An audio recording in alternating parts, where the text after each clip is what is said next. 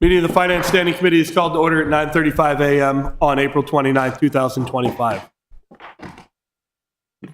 At this time, we'll conduct a roll call vote. Alderwoman Finlayson. Present. Alderwoman O'Neill. Present. Alderman Huntley. Present. Alderman Arnett. Thanks for joining us. Is there a motion to approve the agenda as written?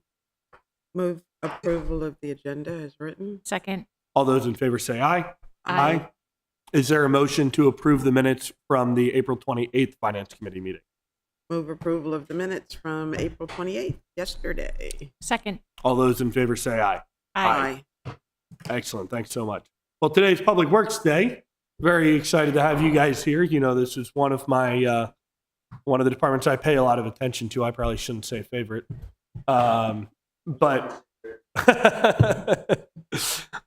yeah, we're happy to have you guys here. And I know we're kind of mixing three different topics here today. So, Director Vogel, I'm probably just going to let you kind of run it as you want, and then we'll have plenty of questions. So, Ms. Jackson, why don't we not put time on the timer here today, because we've got plenty of time.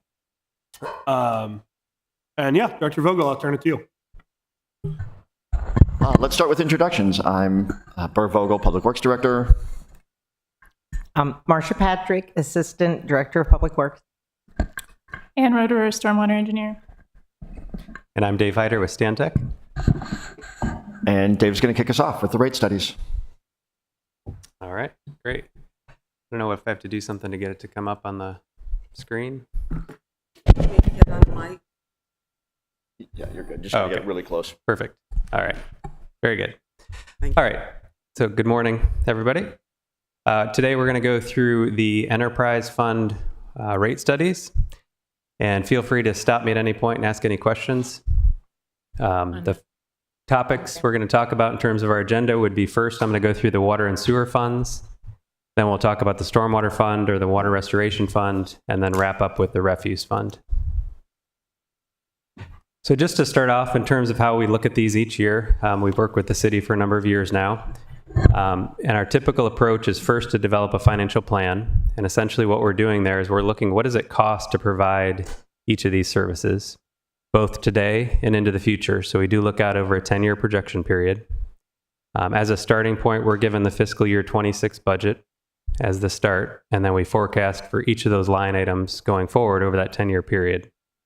We do include existing debt as well as any capital improvement projects that need to be completed. So that's built into the forecast as well. That gives us a sense for our needs of the system, our expenditures, and then we compare that to the revenues in the system. And we always look at that in terms of what our revenue is going to be given the system demands, customer counts, at the current rates. So what happens if we don't adjust rates?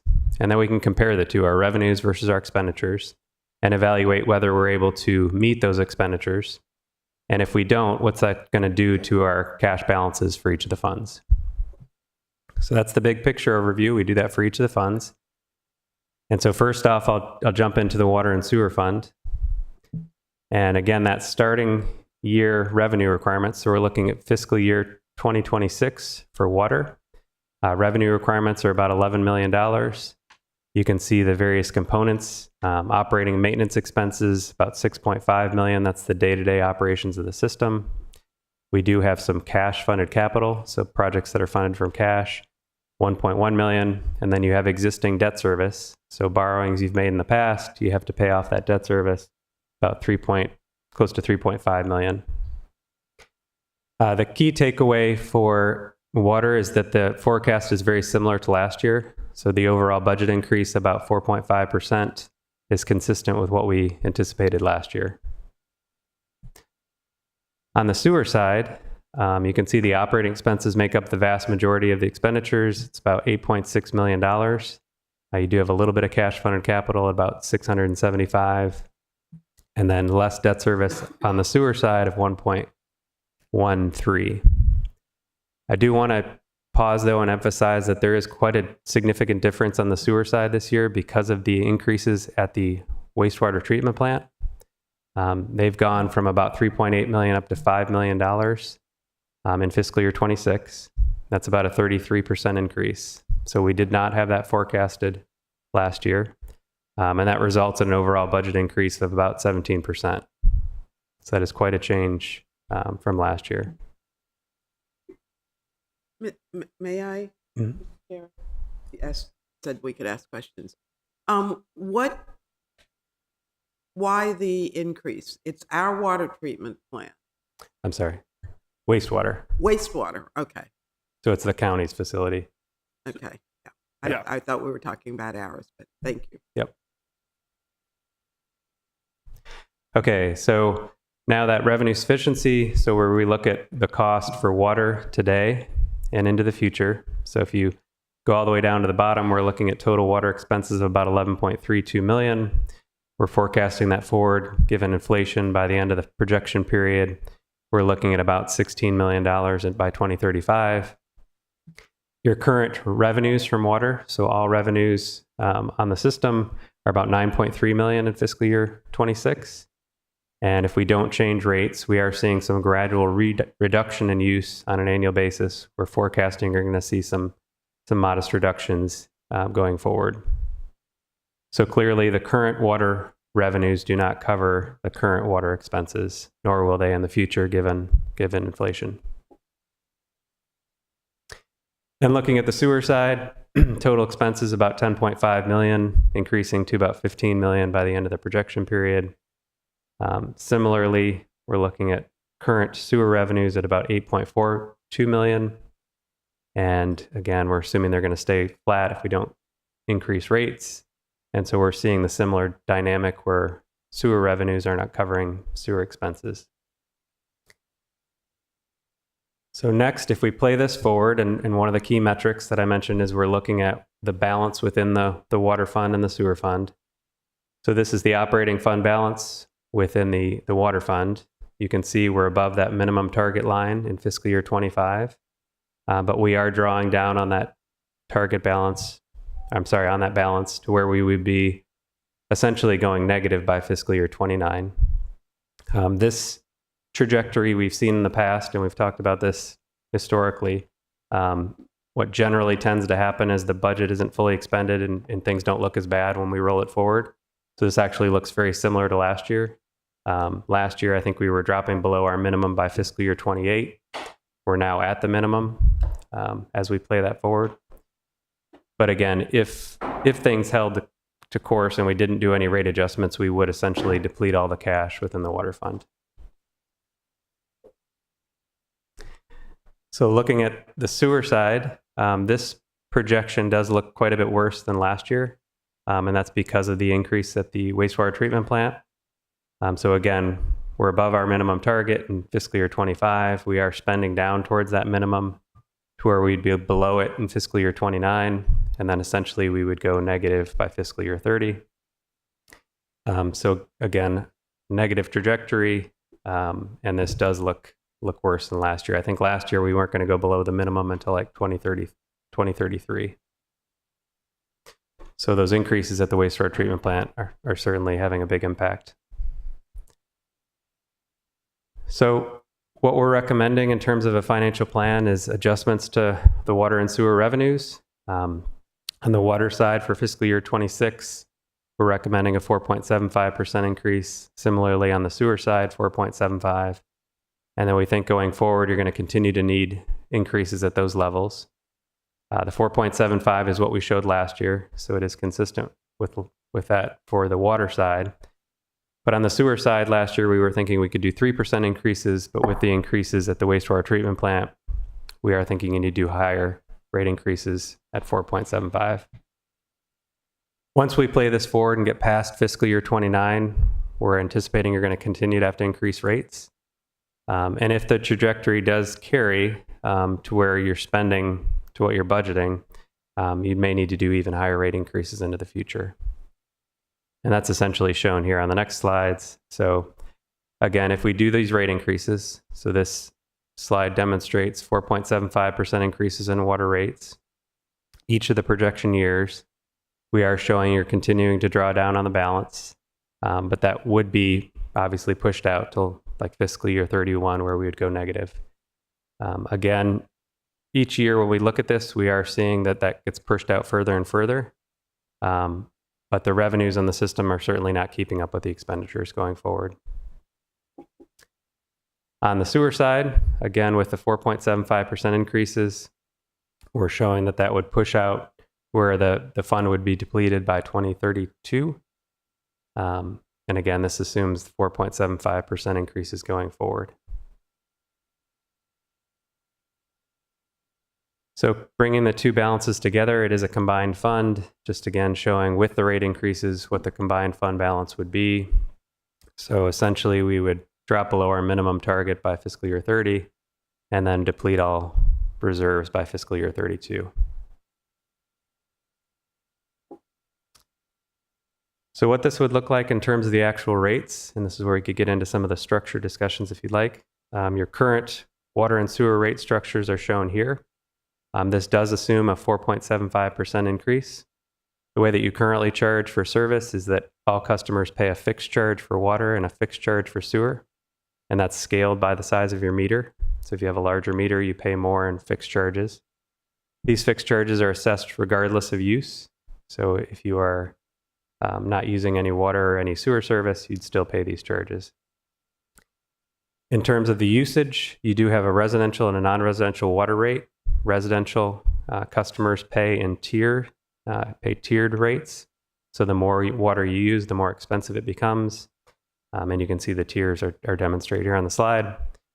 Whereas non-residential customers pay a flat unit rate for all water that they use or that's metered at $7.10. And then sewer usage is charged at a per unit rate of $6.57, again, after the 4.75% increase.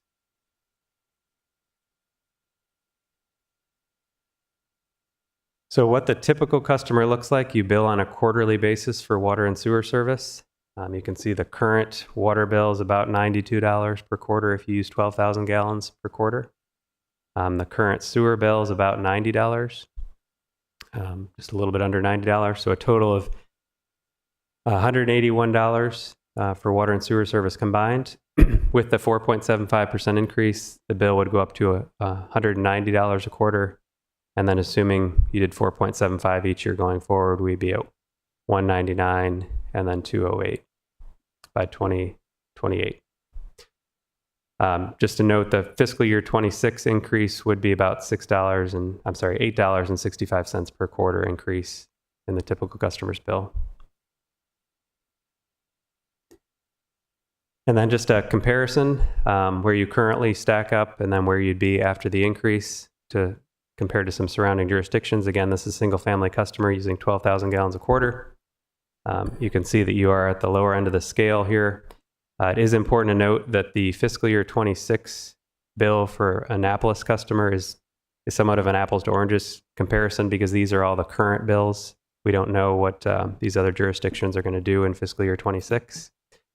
But you're still, even with that, you're at the lower end of the range. So now I have a couple scenarios. One that was requested to look at was, well, what happens if we don't do a rate increase in fiscal year 26? And we'll look at this for all funds. So this slide just shows the cash balance. If you didn't do a rate increase, so no increase in water in fiscal year 26, and then followed by the 4.75% plan. So the dark blue bars are essentially the recommended plan that is including doing the 4.75 in 26. The light blue is if you don't. And so obviously you just don't have as much cash in the system. You would fall negative basically a year sooner in fiscal year 30 if you didn't do a rate increase in fiscal year 26 for water. Similarly for sewer, the dark green bars are with the recommended plan. The light green is if you don't do a rate increase in fiscal year 26. And essentially, again, you would fall negative sooner by fiscal year 31. And again, this is just assuming that after fiscal year 26, we continue with that 4.75% plan. So if we were to come back next year and look at, okay, we didn't do a rate increase in fiscal year 26, what would we need to do to get us back to basically matching with the increase in fiscal year 26. We'd have to do higher increases on water and sewer in that 7% range. And then we could go back to the 4.75% that we're recommending. So there's obviously an impact of not doing an increase. Do we want to pause here and ask questions about this before we move on to stormwater? Do you guys have a preference? No? Okay. So let's, gosh, I feel like we could have a pretty big discussion about it. Let's start with 15 minutes, Galen, and spend some time asking some questions about water before we move on.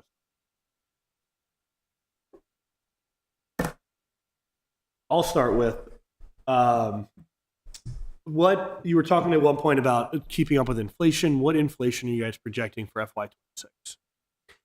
So we do it line item by line item, but in aggregate, it's about 4% going forward. But we do look at salaries, wages, chemicals, energy are at higher levels and things of that sort. Yeah, Gotcha. I got some more, but I'll turn it to Alderwoman O'Neill. Thank you. I want to go back to the question about sewer and understanding that sewer is Anne Arundel County, but we're still paying more than Anne Arundel County. Their rate is lower than ours, or their rate is lower than ours based on your comparison. Do you also work with Anne Arundel County or no? I do. Is that something we can talk about, like why that comes about? Is it because there are more people in Anne Arundel County? I can speak to it, certainly. Yeah, it is obviously a much larger system. So they do have economies of scale, and they have multiple wastewater treatment plants versus just the one. And yeah, when you do a comparison, there's a whole host of differences. One being the economies of scale, but also just in terms of the level of growth. They have a substantial amount of growth in the system, so they're seeing a really significant amount of capital facility charges that come into the system, so that helps pay for growth. They're more in a little bit less of a repair and replacement mode, and so it's pretty much an apples to oranges comparison from that perspective. But One other thing I'll add to that is we get charged for the expenses at our plant. The county might have 7 plants, ballpark, and so some of those may be newer, may not require quite the capital projects that we have at our plant. Okay, but the county operates our plant. The county operates our plant. They get to average the costs of all the plants to all of their customers. We only pay the cost specific to our plant. So of that, let's say $90, about $45 of that is just money we give over to the county, about half. Okay, thank you. Sewer. I think that's all. Okay, sure. Alderwoman Finlayson. I think I asked my question, but can you tell me why we're not comparing ourselves to other surrounding jurisdictions? Prince George's, Howard, just as a frame of reference. I mean, the county is probably the best one, but yeah, we can certainly expand it. WSSC or Washington, I guess it's WSSC Water now, they serve Prince George's and Montgomery County. So that is captured there. We try to give you some comparisons like City of Rockville. I realize Frederick's not a great comparison. City of Salisbury, try to get you in a similar size just to give a bit of a benchmarking there. But we could certainly expand this to include larger entities. Howard County is a little bit unique in that they do use some other revenue sources for their water and sewer systems. But I just wonder if they're doing something different that will allow them to keep their rates lower. not necessarily. So we do a comparison for Anne Arundel County every year, and they're generally at the lowest. They're at the low end when we compare them to Howard and Hartford and many of the other Baltimore County, many of the other counties. So I think if we put them on the list, you would still be lower than those entities. Do we negotiate this with the county? Mr. Vogel? Yes, but usually not successfully. That's, Make sure your mic, Alderman Arnett. We did negotiate them with them years ago because we found they were significantly overcharging us for sewer. And so the charge we get from them came down, but then it's risen steadily ever since. Well, I would kind of make sense that we put some effort into negotiating with them, as opposed to just kind of blowing it off, which is how I feel it's being addressed. You know, they have better opportunities, let's say, that maybe we could take advantage of. I mean, residents talk about us going to the county for this, that, and the other. I would think that this might be an opportunity to let the county weigh in to help us. I would say I worry that what we've done here is make ourselves reliant on the county. Now, it's hard for us to be able to push back when they say 33%. We don't have a lot of negotiating power. I mean, maybe there's something to be said about effort, or how, or what staff we have working on that, what resources they have. But it's a tough one in that we're not going to build a new wastewater treatment plant, right? Are we? I don't think so. So Why not? It's going to Ward 5. Okay. I'm sorry. Did you have more questions? No, Alderman Finlayson? I'm done. Thank you. Yeah. I do have. Okay. Yeah. Alderman Arnett, if you have one question, I'll turn it to you. Yeah, so I'm first of all, I am still trying to grapple with why the costs are going up, but it clearly inputs costs are going up, staff, materials, and so forth. But I really find helpful your two charts that show what if we didn't increase the rate this year. But I would turn it around and say, what if we increase the rate by 6% instead of 4.5%?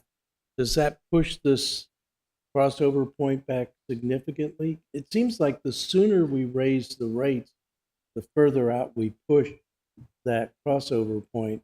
It's one time of a little bit bigger pain, but we're talking about instead of $8 and some odd cents, maybe $10 or something like that. Lost in the rounding. Our constituents are going to complain about the water bills no matter what, but is there sort of a prophylactic approach we could take to try to bite the bullet bigger now and push the crossover point further down?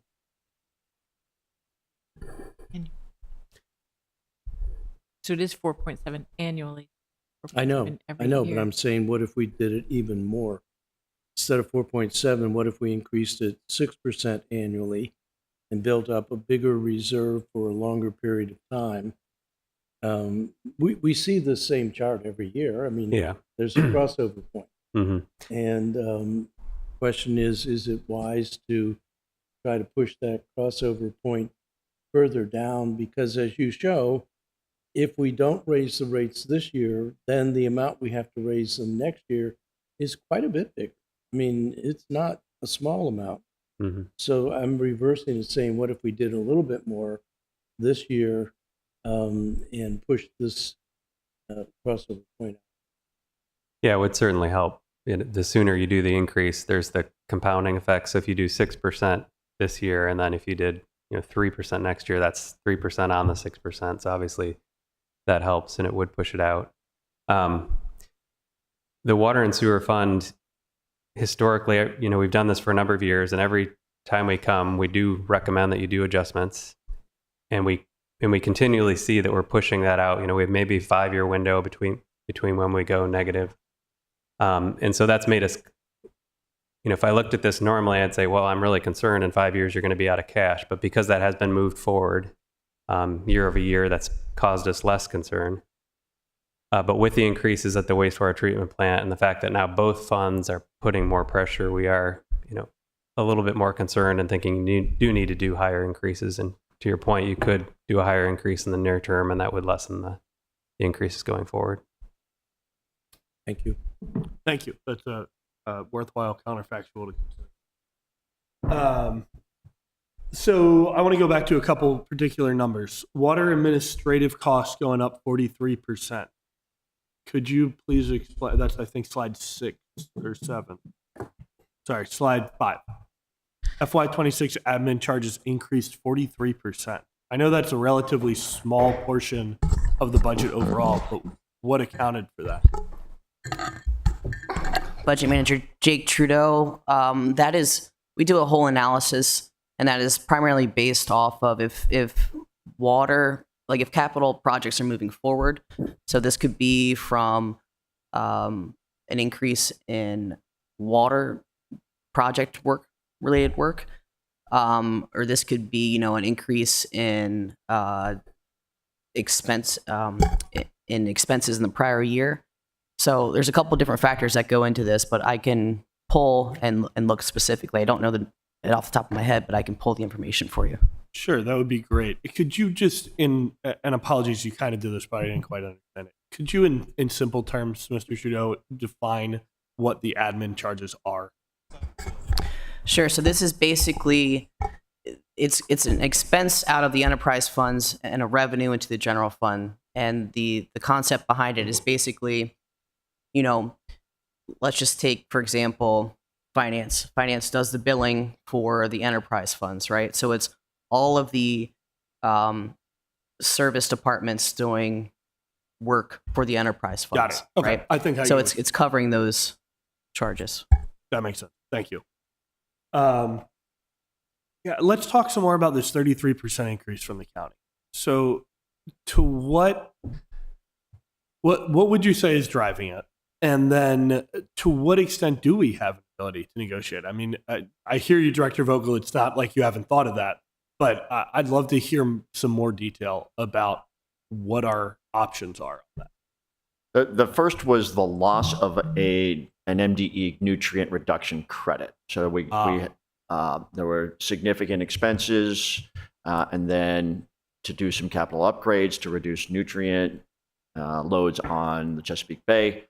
We got credits back from the state for doing that. Those credits are expiring. Darn, I hate to say it, that's actually really good policy. That's something that market for wastewater treatment credits is not functioning very well. So that's unfortunate for the city of Annapolis, but probably better for the Chesapeake Bay.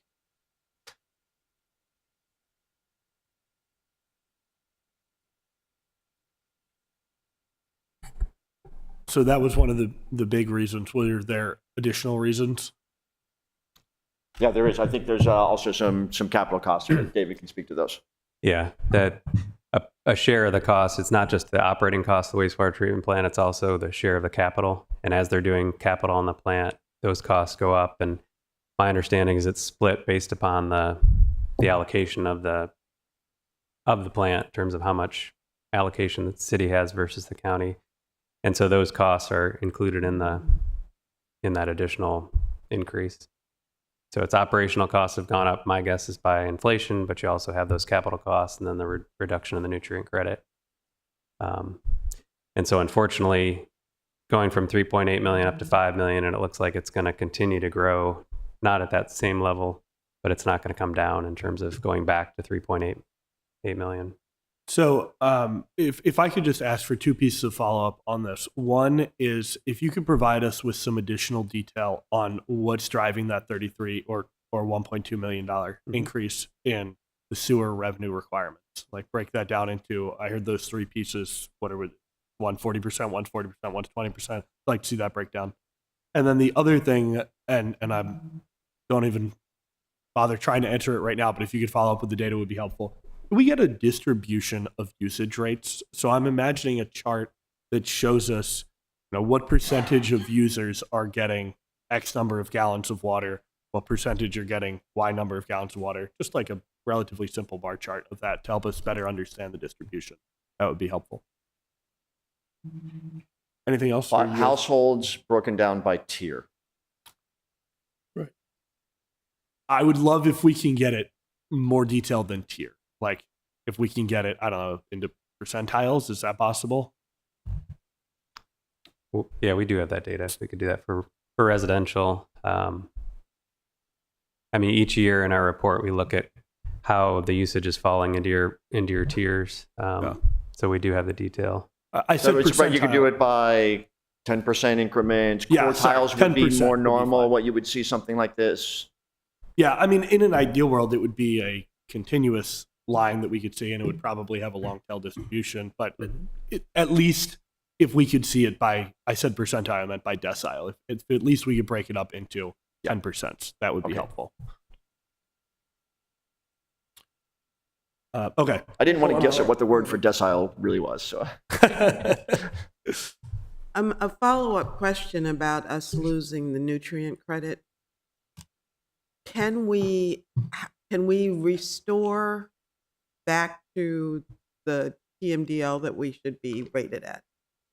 Am I getting this right? it was very much a fix. You're going to get a credit for the next 5 years, or for the first 100,000 tons of reduction, and then it's over. It was an incentive, but it was not indefinite.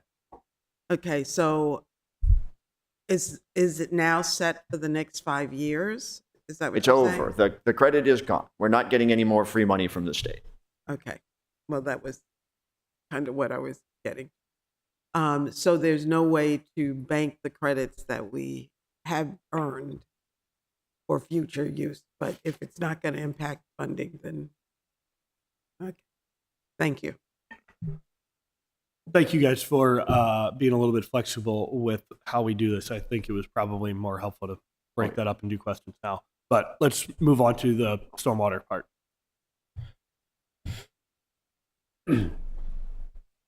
All right. So similarly for the Stormwater Enterprise Fund, we complete similar analysis. So looking at fiscal year 26, this is the stormwater revenue requirements. You can see the vast majority of the expenditures are operating and maintenance, about 2.4 million. And you can see you've got about $300,000 in existing debt on the stormwater system. I do have, just because we want to emphasize one point, a little bit more detail on the stormwater side for the operating expenditures. So this is a breakdown of that prior orange slice of the pie. So you can see your total operating expenditures at 2.6 million. This is a pretty substantial increase over last year, about 17%. One of the key drivers for that is that we're including the tree program. So that includes $515,000 for the tree program. We're going to talk about a couple scenarios, but our first scenario is assuming that you just continue to fund the tree program at that $515,000. And then we'll have a scenario where we look at a more enhanced tree program funding. The budget includes 9.5 FTEs. And you can see that tree program makes up about 20% of the operating expenses at the $515,000 per year. So looking at the revenue requirements and the revenue sufficiency, see total stormwater expenditures about $3 million. Again, forecasting that forward, keeping the tree program constant, we're going to about $5.67 million by fiscal year 35. Seeing a similar result here in terms of the revenues from stormwater fees. They're at 2.6 million, so they're below the current expenditures. We are anticipating that they would grow just as you have some growth in the system over time to go into about 2.66 million by the end of the projection period. So stormwater forecast doesn't look great with no increases. We're currently below the minimum. And so without any stormwater fee adjustments, you'd essentially go negative by fiscal year 27. We knew this last year and talked about this last year, but clearly a forecast going forward of no stormwater fee increases doesn't look sustainable. And so in terms of the adjustments that we're recommending a 15% increase in the stormwater fee in fiscal year 26, followed by a 15% increase in 27, and then 6% going forward. We did talk about these 15% last year, and so it is a similar plan of adjustments to last year. So if we were to make these adjustments, this would allow us to restore the balance within the stormwater fund. So you can see by fiscal year 28, we would be above that minimum balance. And then we're keeping close to it going forward. This does assume that in future years, we would continue to have stormwater fee adjustments. So what this would look like under your current stormwater fee structure, if you were to do the 15% increase, you can see your typical your single family residential customers stormwater fee would go from $30.83 up to $35. These are quarterly fees. The per multifamily unit would go from $15.41 to $17. And then your non-residential parcels you bill in tiers of impervious. And you can see how that scales and the adjustments that would take place given the 15% increase. We will talk more about the current structure and potentials to change that going forward. But this is what it looks like under the current stormwater fee structure. How you stack up against some comparisons.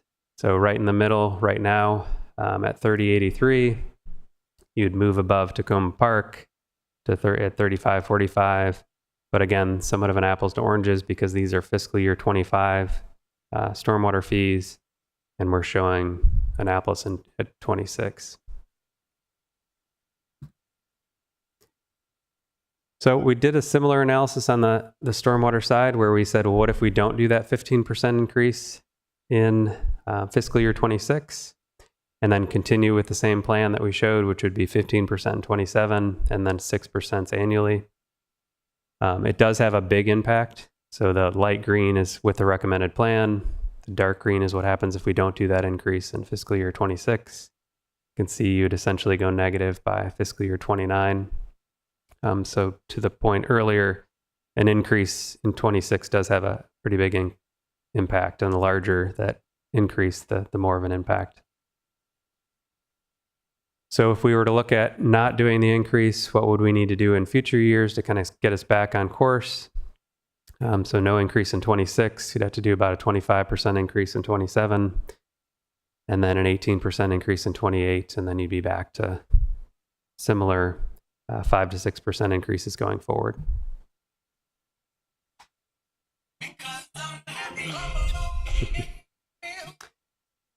All right. So we ran one more scenario, which was, what if we do the recommended plan, but what if we increase the funding for the tree program to do the 30-30-300 tree program, which would substantially increase the spending on trees over time. This chart shows that it wouldn't be sustainable with the current plan, so you'd get close to your minimum balance, but essentially, given the increased year-over-year spending on the tree program, with the recommended increases, we would go negative by fiscal year 30. So a little bit more in terms of the tree program. That tree program at the 3-30-300 would essentially increase the funding for trees to $1.14 million by fiscal year 32, planting a total of 6,500 trees. At that point, the tree program would account for about 36% of the budget for stormwater. And so if you do move forward with that plan in future years, you would need to have larger stormwater fee increases. If you wanted to address it now, you could do a 20% and then a couple years of 12s and then a 9% in fiscal year 29. That would essentially get you on that same path.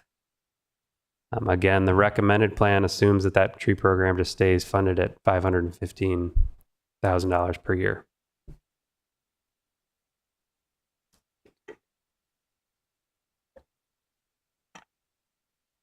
So now I'm going to shift gears a little bit and we've talked about this in the past, the stormwater fee structure.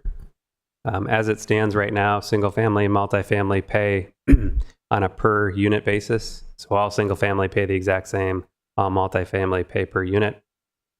If you're non-residential, you are in the tiers based upon your measurement of impervious area. This tiered approach is somewhat unique in the industry. It's much more common to do actual measurements of impervious and say, well, if you're equivalent to 10 single-family homes, you pay 10 times what a single-family home would.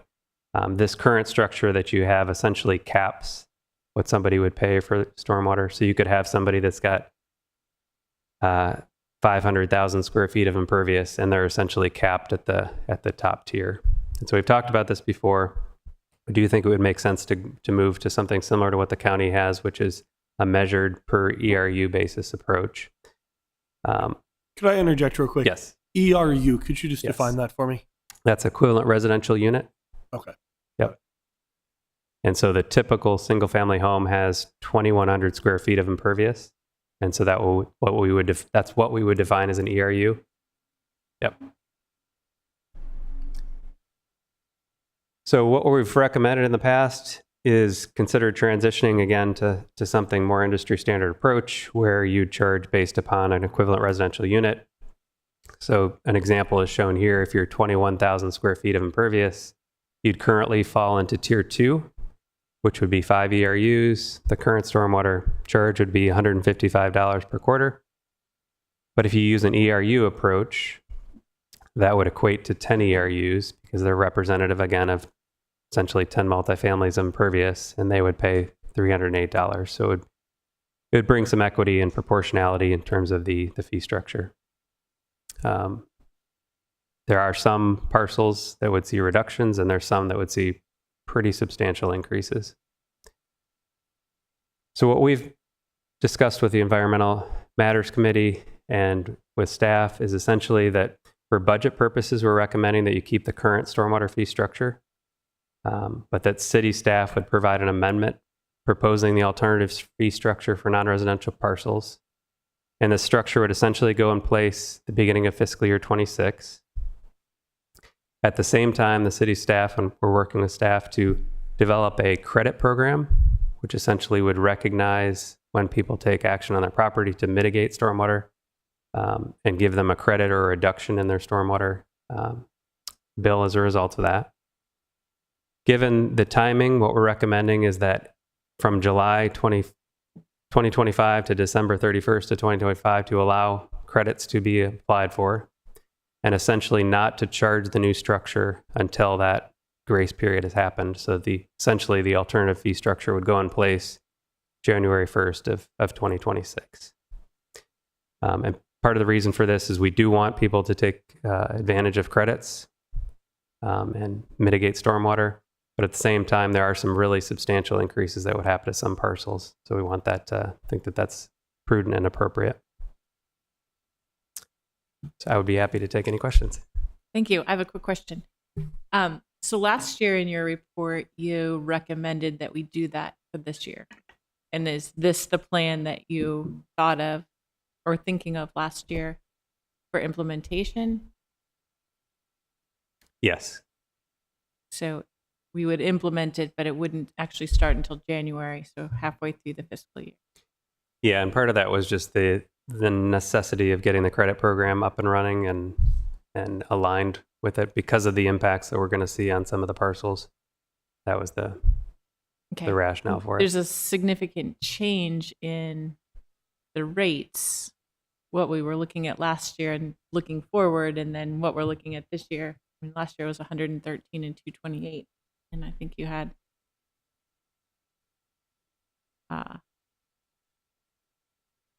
in that proposed 155 and 308. I mean, and is that utilizing for this year? Is that utilizing the increase that you're suggesting? It is, yes. So this would be demonstrating with the increase. Okay. Yep. Result. And part of the issue is it's difficult to forecast revenues because we don't know how many of these parcels will take advantage of the credit program. And so we are essentially increasing the revenues by the 15%, going to that current structure. And then the thought is that as the 6-month grace period happens, as you change the fee structure beginning next year, at the same time, you're also taking in the credit applications, the balance there between the increase in revenue and going to the new structure and the reduction in revenue as resulting from credits would potentially offset. Sorry if I made that complicated. That makes sense. Thank you. You know what the credit program is? You? I can't remember, but we discussed it. We discussed the credit program in environmental matters. Could you just briefly say what the credit program entails? I can comment so it's still under development, and then I can have Ann chime in if you'd like. But essentially, a credit program would be a whole list of adjustments that would happen as a result of folks taking action. So if you come in and you put a pervious pavement, or if you have a BMP, a best management practice that mitigates the stormwater impact on the system, you could do, don't know if where we're gonna land on tree planting, things of that sort, but any type of activity that manages stormwater runoff, you could potentially get a credit for. I'll give you a simplistic example using what we have on the page here. So let's say you're that business that has 21,000 square feet of impervious surface today. And we could talk about two businesses. One business has zero treatment whatsoever. All of that stormwater runoff just ends up in our storm sewers. Business number two has rain gardens or other treatment. And so that treatment would be, let's say it's the equivalent of 5,000 square feet. They would only pay for 16,000. They would get a credit for the treatment. It's a little more complicated than that, and I'll let Anna elaborate. I mean, I think that's pretty accurate. So yeah, it would be volume based. So there's some calculations behind it. There's a maximum 50% credit that's mandated by the Stormwater Act. So it wouldn't extend beyond that, but you could earn up to 50% for treating all of your impervious surface, which would be wild and exciting. We are exploring options for an alternative compliance path for perhaps religious institutions and NGOs for doing tree planting or sort of educational and outreach activities. And there will also be some sort of financial hardship waiver for those who qualify. And this I is think it's good for us not to spend too much time on this credit structure here. I think we're going to figure that out best in environmental. But I'm glad to get a little bit more of a baseline. Alderwoman Finlayson, did you have questions? No. Okay, I've got some big ones for you. What is the goal of our stormwater program? Why do we have a stormwater enterprise fund?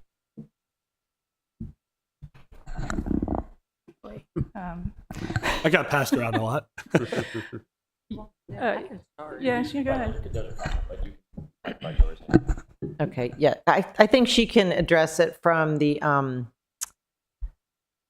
more of a best management practice for our residents and businesses and what we're doing. But, we have two sides. One is the operating side, and we have a crew, right? And they maintain the storm drain system that is owned and operated by the city. And we also have many structures that we own, best management practices. And, they're expensive to maintain, and they were kind of neglected for a few years. So, we're really have significantly ramped up those programs for that kind of maintenance. So you're getting operating crew. They have a Vector truck, and they, sometimes in the fall, especially when you might get a bunch of leaves or whatever, and you need to clean out the system. So you have that side. But the other side is we have a large engineering staff and inspectors that go out and make sure that construction they're building what they designed. Prior to that, they're also reviewing the plans to make sure that they're in compliance with our laws.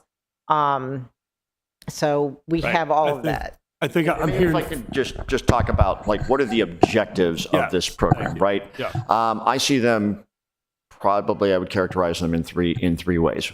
One is to just when it rains, you want that water not flowing down your streets and into people's homes. So you collect it in the stormwater inlets, convey it through underground pipes. It ends up in a stream somewhere. That's just basic kind of utility functionality.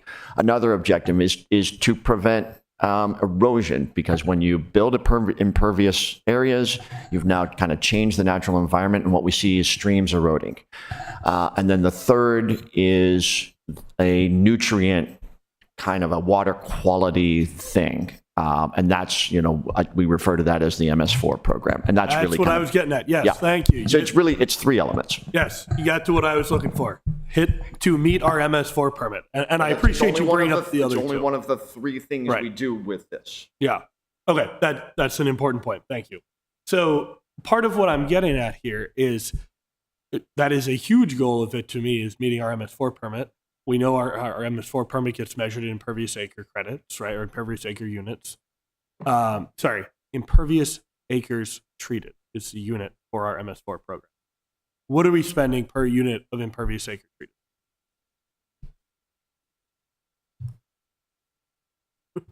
I can tell you what it is for the county. I've got that data going back for 6 years. And I just because that is something that I have in my day job, gone and talked about the county's program, because they have a really state-of-the-art program. I would bet that I'd be absolutely 100% sure that we're spending more than what the county does, and that's reasonable, right? We have more urban BMPs. But how do we compare on that to Baltimore City's cost? How do we compare on it to Montgomery County's cost? Montgomery County's cost and Anne Arundel County's cost is an order of magnitude difference. That's crazy. They're not that different. And it's because Montgomery County makes it a lot harder to work. They have a lot more procurement problems. I could get into it, but suffice it to say, there's ways that we can meet this, totally taking it's only one of our three goals. And I appreciate you making that point, Director Vogel. But this is a huge part of our goals for our stormwater program. And we have got to figure out how do we meet it at a cheaper per unit cost, because that's what I want to focus on here is our operating expenditures for it. So one way that I think we could do that is use some different contracting structures. And I want to be careful here. I'm not blurring my two jobs too much, but I think there are real opportunities that we could work on with how do we stimulate more private investment? How do we follow some of the ways that we've seen other counties be able to decrease their costs? When the county switched the way that it did procurement, they saw something like a 60% decrease in cost, like that. It was incredible. So when we're talking about this, and I can look at the graph here and see we don't want to be below, we're already below our minimum balance, and we really don't want to be in the negative. I think we need to look a lot more closely at the expenses side of it. And if a huge part of what we're trying to get here is essentially a credit, a good, let's look at what is our unit cost for that good. So I'm pontificating as much as I'm asking questions, but that's not what you're nodding at me that I am. But and could you comment a little bit about how we go after improvement? Yeah, My understanding is most of that effort is distributed grants to nonprofits.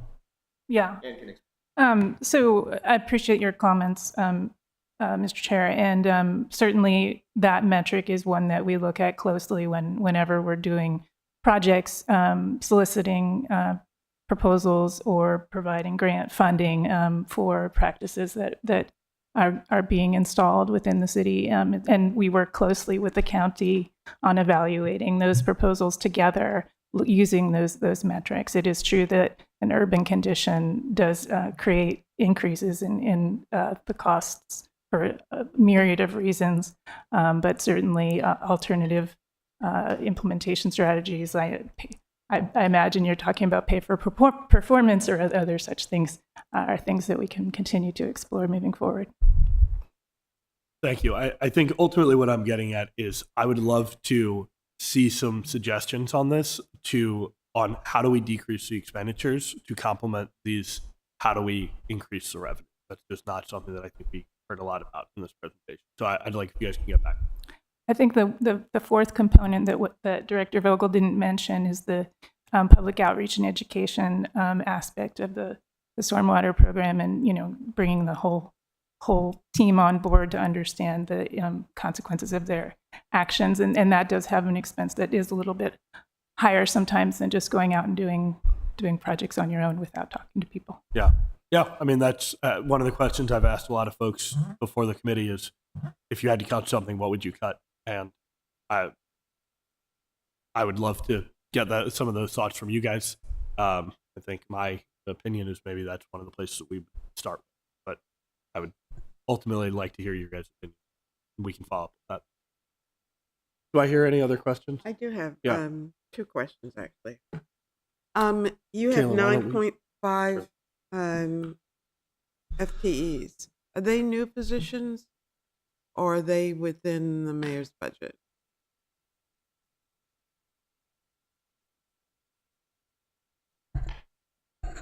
I don't believe there's any staffing growth in this year's budget. No new Okay, I positions. think that was in the presentation, so maybe that was. Page 23, maybe? Yeah, it is slide 23. Yeah, that's just the current number of FTEs Okay. well, within, that's so that existing. it's not new. Yeah. Okay. My other question is about trees. The proposal is to increase the fee for the tree program. And we had this discussion in Environmental Matters. Realistically, there is not adequate space in the city of Annapolis to plant 5,000 trees. Yet we're still looking to increase the funding for the tree program. So how does that weigh out?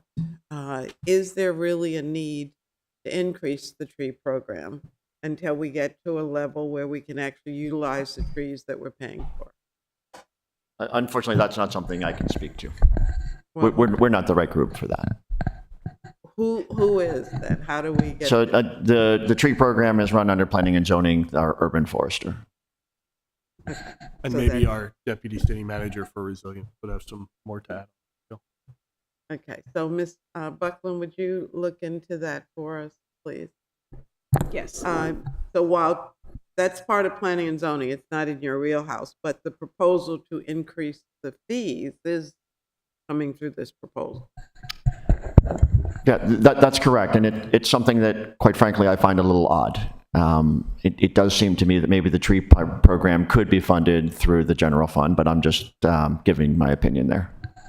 And I think at one time it was funded through the general fund, and I don't know how recently, but it's been moved over to the enterprise fund. Believe it. That would seem appropriate to me.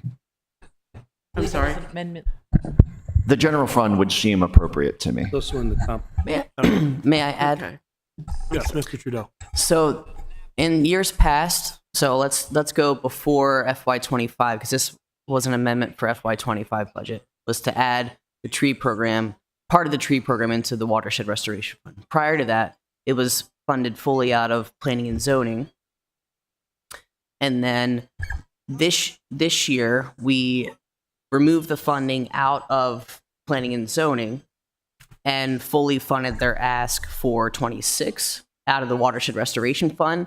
And then also remember too, there's a significant balance in the reforestation fund based on the city dock project. Excuse me. So the arborist, that's the new title, correct? The arborist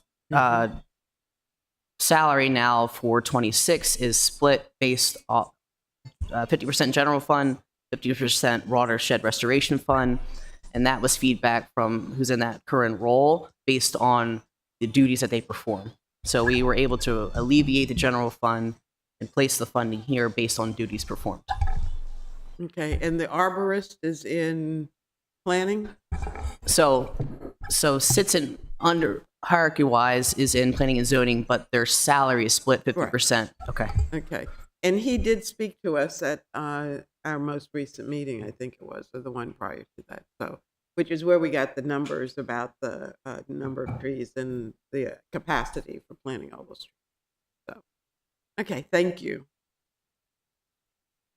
Thank you. At this time, I'm going to suggest that, I guess I'll say I'll entertain a motion for us to recess for 10 minutes, and then we'll come back and do the Refuse Enterprise Fund, but I just want to make sure we're taking breaks. Is there a motion to recess for 10 minutes? Motion to recess. Second. All those in favor say aye. Aye. Aye. Thank you.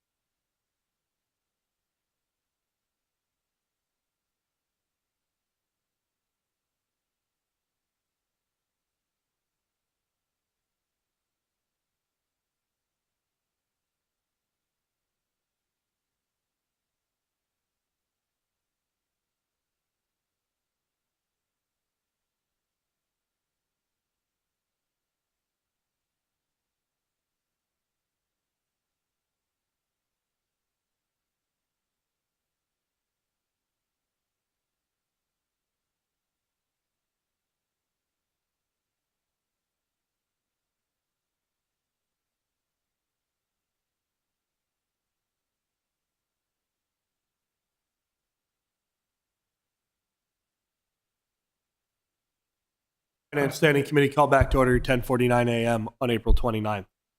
All right, let's bring it back to trash. Refuse All right. Enterprise Fund. All right, thank you very You're much. talking trash. Now we're Yeah, talking- oh man, that's a perfect pun. Time to talk trash. So yeah, we're going to talk about the Refuse Enterprise Fund and just a little bit of background in terms of the Refuse Fund. So the city does contract out the majority of the services provided for the refuse program.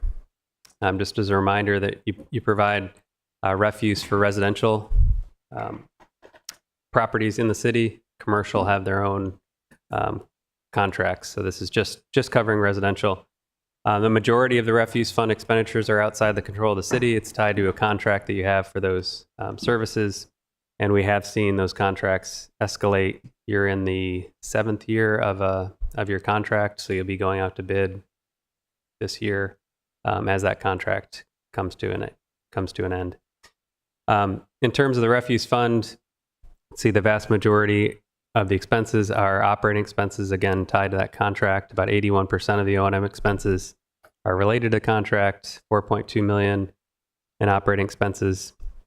These operating expenses have increased by 25% over the past 3 years, largely tied to those contract services, which have escalators within them based on what they're seeing in terms of fuel, energy, things of that sort. And so you have seen some pretty significant increases in refuse operating and maintenance expenses. As we play this forward, current refuse expenses about 4.3 million in total. Going up, we're estimating, again, just using escalation factors, about 5.6 million by fiscal year 35. Your refuse revenues currently are at about 3.63 million with the current fees. And then we're just holding those steady, assuming, again, showing what happens if you don't do any adjustments to the refuse fees. So we're seeing a similar trajectory in terms of the balance, above the minimum balance within the refuse fund currently, but we would go negative by fiscal year 28 without any adjustments to the refuse fees. And so clearly not a sustainable path to have no adjustments to the fees. The current expenditures in the program are obviously exceeding the revenues, and we're anticipating that those expenditures are going to continue to escalate. So we are recommending a 10% increase in the refuse fees in fiscal year 26, and then 5% increases in 27 through 29. This is very similar to what we presented last year, and in terms of the adjustments. So if you were to follow this plan, essentially we're showing that we would be spending down that cash balance, just dropping below our minimum, but then it would be ramping back up. Again, this does assume you have continual increases in the refuse fees at 5%. And one of the unknowns in this forecast is what the bids will be for the next contract. Generally, they tend to be higher, is what we're Can I seeing. just ask you, when do those bids come in? What's the cycle? I'll let Marcia. This contract will end June 30th, 2026. Okay, so we are going to be putting the bid out very soon, within the next 1 to 2 months, because we have to allow time for the bid, and they have to be able to purchase vehicles for the new contract. So it's done, several months in advance. So Could you it just will- repeat what you just said? Because there was a truck going by. I didn't know what you said. We will be putting the bid out very soon, within the next 1 to 2 months. And we'll be awarding it well before, probably, I would anticipate before the end of this calendar year, because the new contractor or even the same contractor would have to purchase new vehicles, and we have to give them time for that. And the new contract will start July 1, 2026. Thank you.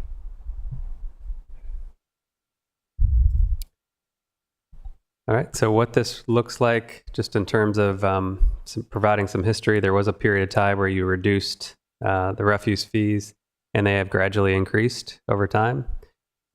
So with the adjustment, you can see where we'd be in fiscal year 26 with that 10% increase in the refuse fee. In terms of how you compare to other jurisdictions with residential single-family refuse collection, you can see you're currently, and this is an annual bill, at $392. With that 10%, you would be going up to $431. And I know it's repetitive, but again, these are the current refuse fees that are charged in fiscal year 25. I'm fairly certain that Anne Arundel County is going to be increasing theirs pretty substantially. And I imagine the other jurisdictions will be as well. So you probably maintain that kind of middle of the pack in terms of your refuse comparisons. Then we did run one more scenario similar to the other funds where we said, well, what if we don't do the 10% in fiscal year 26? And then we stick to the plan that I talked about earlier, which was a 10% in fiscal year 27 and then 5% going forward. It has a really significant impact on the cash balance. So the dark gray is the recommended plan.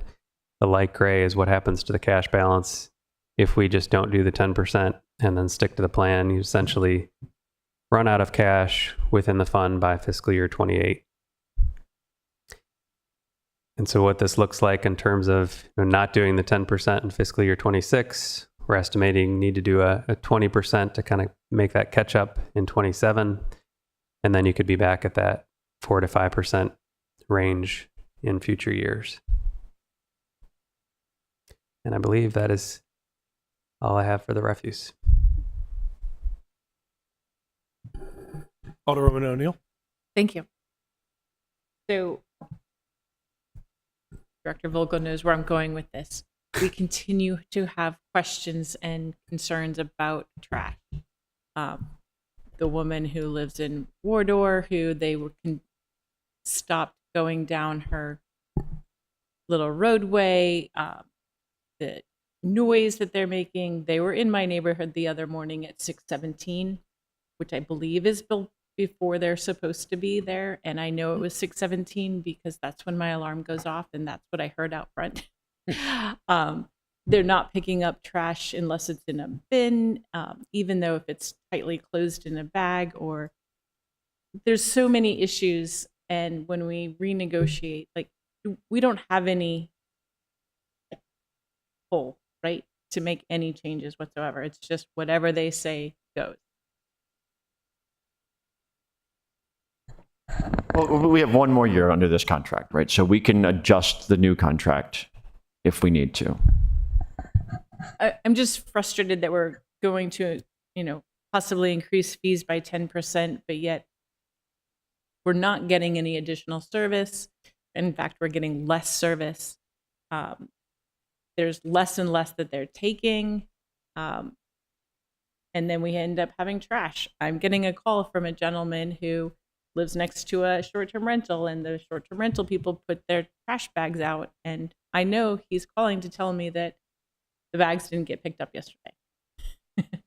And it's probably every other week that I get that call that the bags weren't picked up yesterday.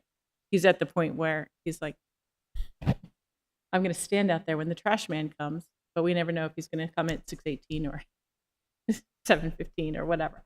So what can we do with them? Do we have any negotiation ability with them currently in the contract as we move forward, knowing there's only 1 year left?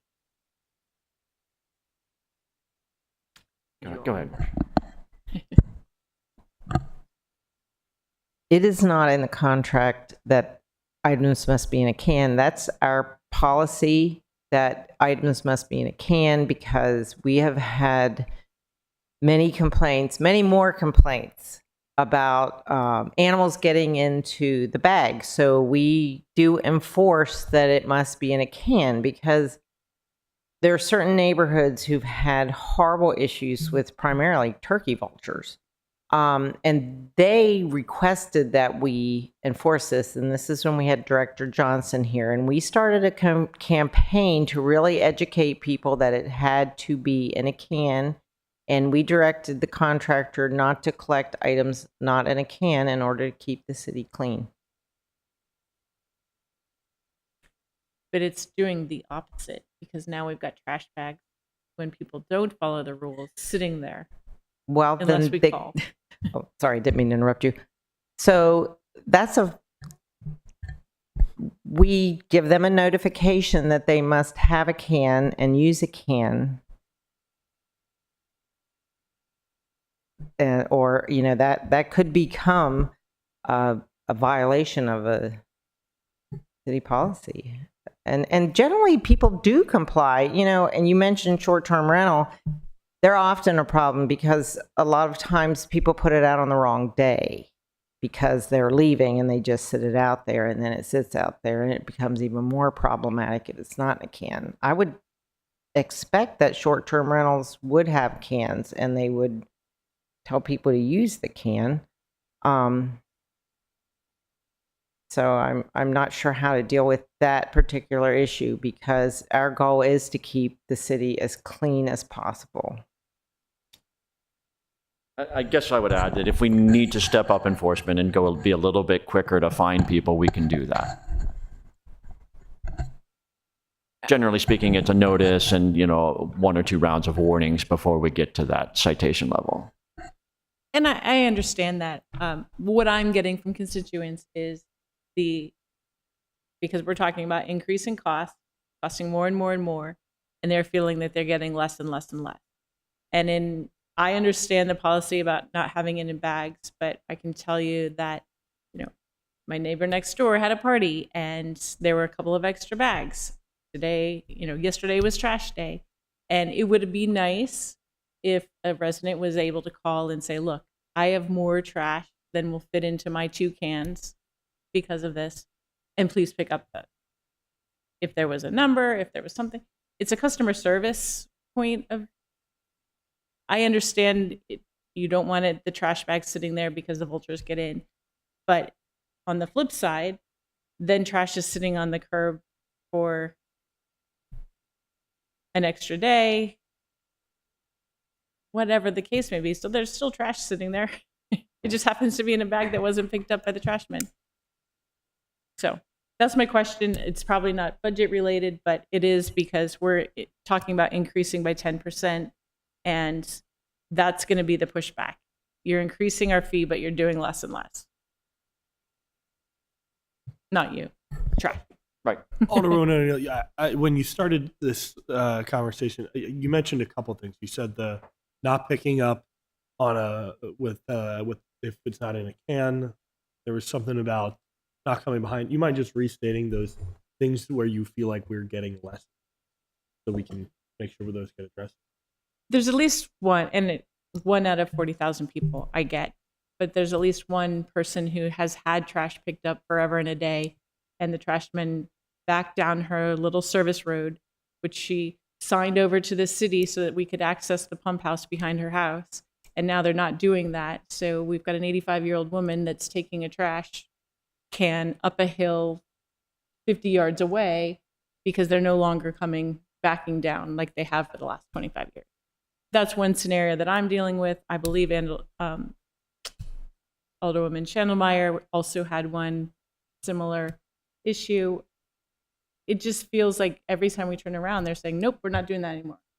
Oh, but we're going to charge you. She actually said, can you just not charge me for trash? If I'm not going to be able to. And that answer is absolutely.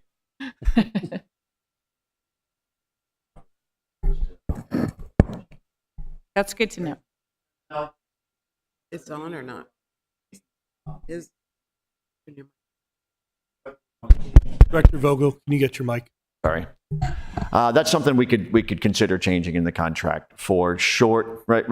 It becomes, when we talk about private driveways, right? Property that is not city property, and asking a contractor to go onto somebody's private property and collect their can. That's an additional time, that's an additional cost.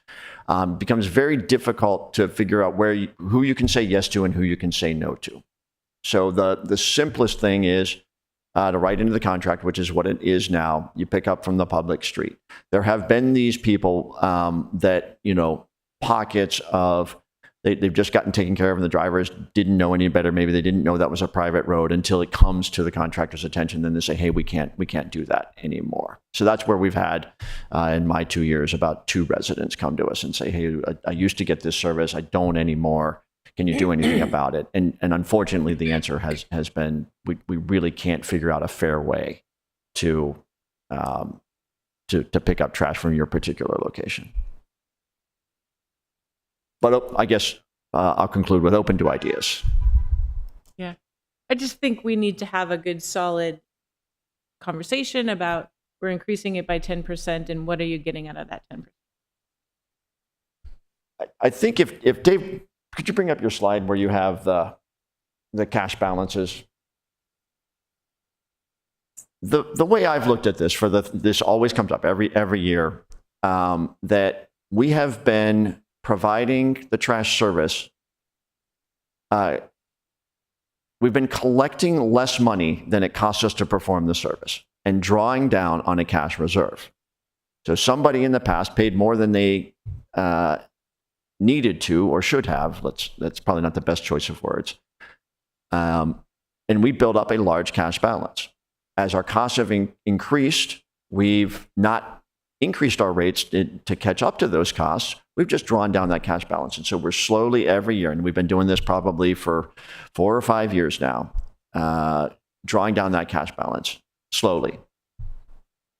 So we don't have to have this rate shock when, if we had just not raised the rates, then all of a sudden there would be a 100% rate increase, because people would be used to getting a significantly subsidized service. That's the biggest driver, and why the trash has been increasing significantly every year for the past few years. You have more questions? No, I'm good. Alderwoman Finlayson? Yes, thank you. We used to pick up trash twice a week. And several years ago, we changed it to once. And we did make some adjustments. I particularly in my ward, being close to the old incinerator off of Spa Road, we get the turkey vultures. And I've taken pictures and sent them to Ms. Patrick of the turkey vultures walking down the street, having a picnic from bag, house. And that has drastically improved with the requirement of trash cans with lids. And I had a party one weekend and had extra, and I got a little pink slip on my extra trash. So I knew I needed to buy another trash can.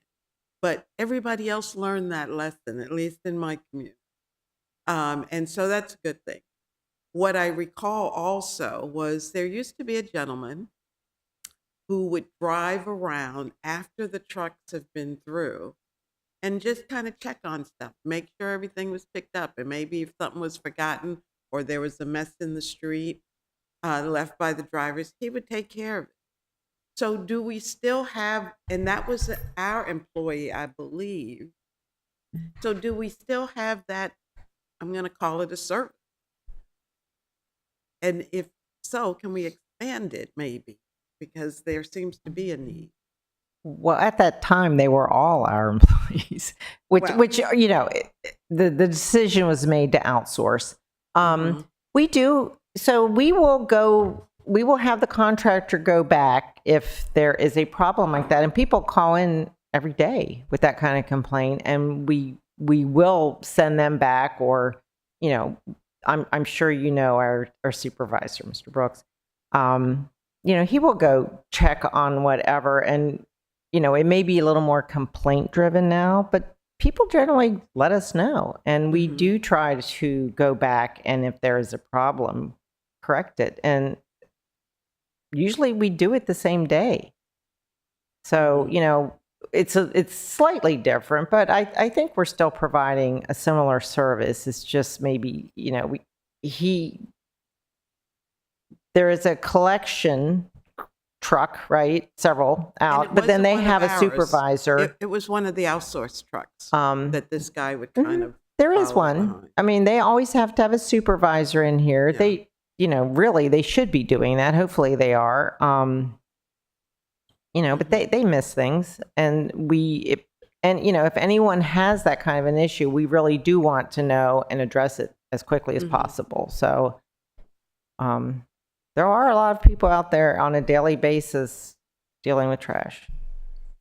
Well, my other question has to do with the negotiated contract. It feels like we're just increasing. Are we expecting that?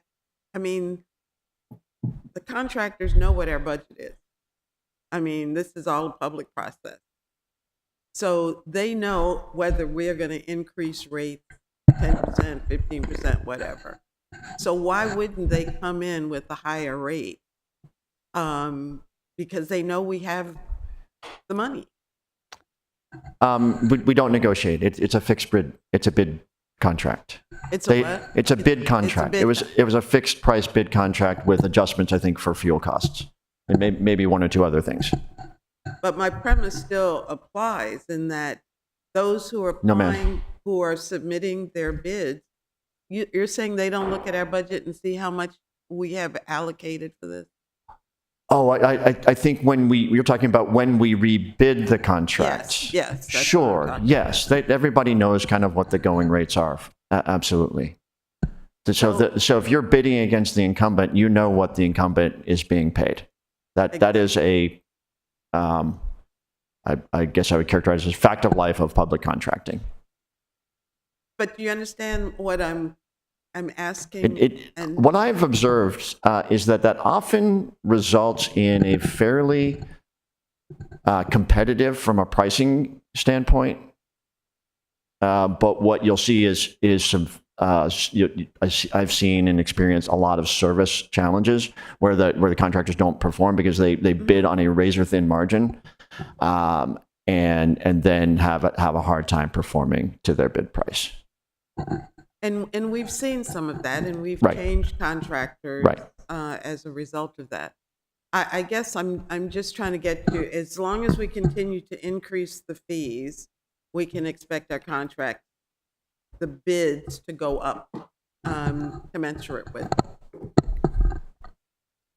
So is that the approach to take? I'm just not sure I agree with that. Okay, well, we're trying to figure out the budget for our constituents. And I'm hearing, and I'm going to ask Mr. Trudeau to give us, or Mr. Hyder, one or the other, to give us what the four percentages of increases from the four categories that we've just heard from today. Sewer, stormwater, refuse, and trees. Because this is what is going to the residents. So can we do it all? So, and that's kind of not a question. So, thank you. Alderman Arnett, did you have any questions? Yes. Two, Alderwoman Finlayson briefly touched on it. Is it time to, with these increases, to reconsider bringing trash collection back in-house?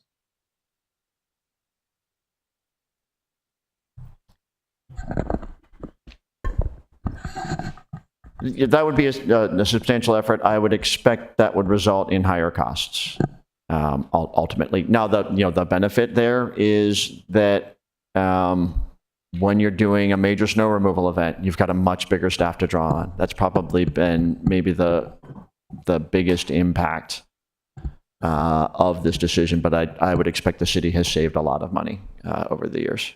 I'm afraid you're right, but even maybe just the threat of that could bring down the bids from the others. The other thing, I'm looking at the belly there on the graph that's up on the screen.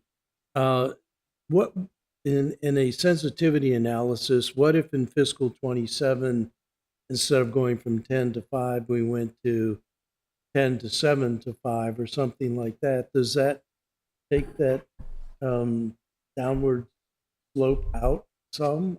Must do something.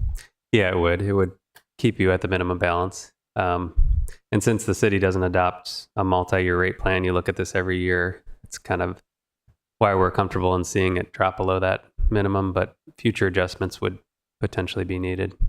And I think the big unknown is what the next contract's going to look like. All right, thank you. And I think Alderwoman Finlayson asked the bottom line question when we total up to see what the quarterly bill looks like, regardless of what it's for. How big an increase are we looking at? Because I can hear ABC Annapolis saying, that's why you should move to the county. Yeah, thank you. Actually, I had something else I wanted to ask. This went out of my head. Could you? I think this is. Oh yeah, sure. Okay, two questions. Then we can wrap up on this one. First, to Alderman Arnett's point, would it be the recommendation of Stantec that we do adopt a multi-year rate plan?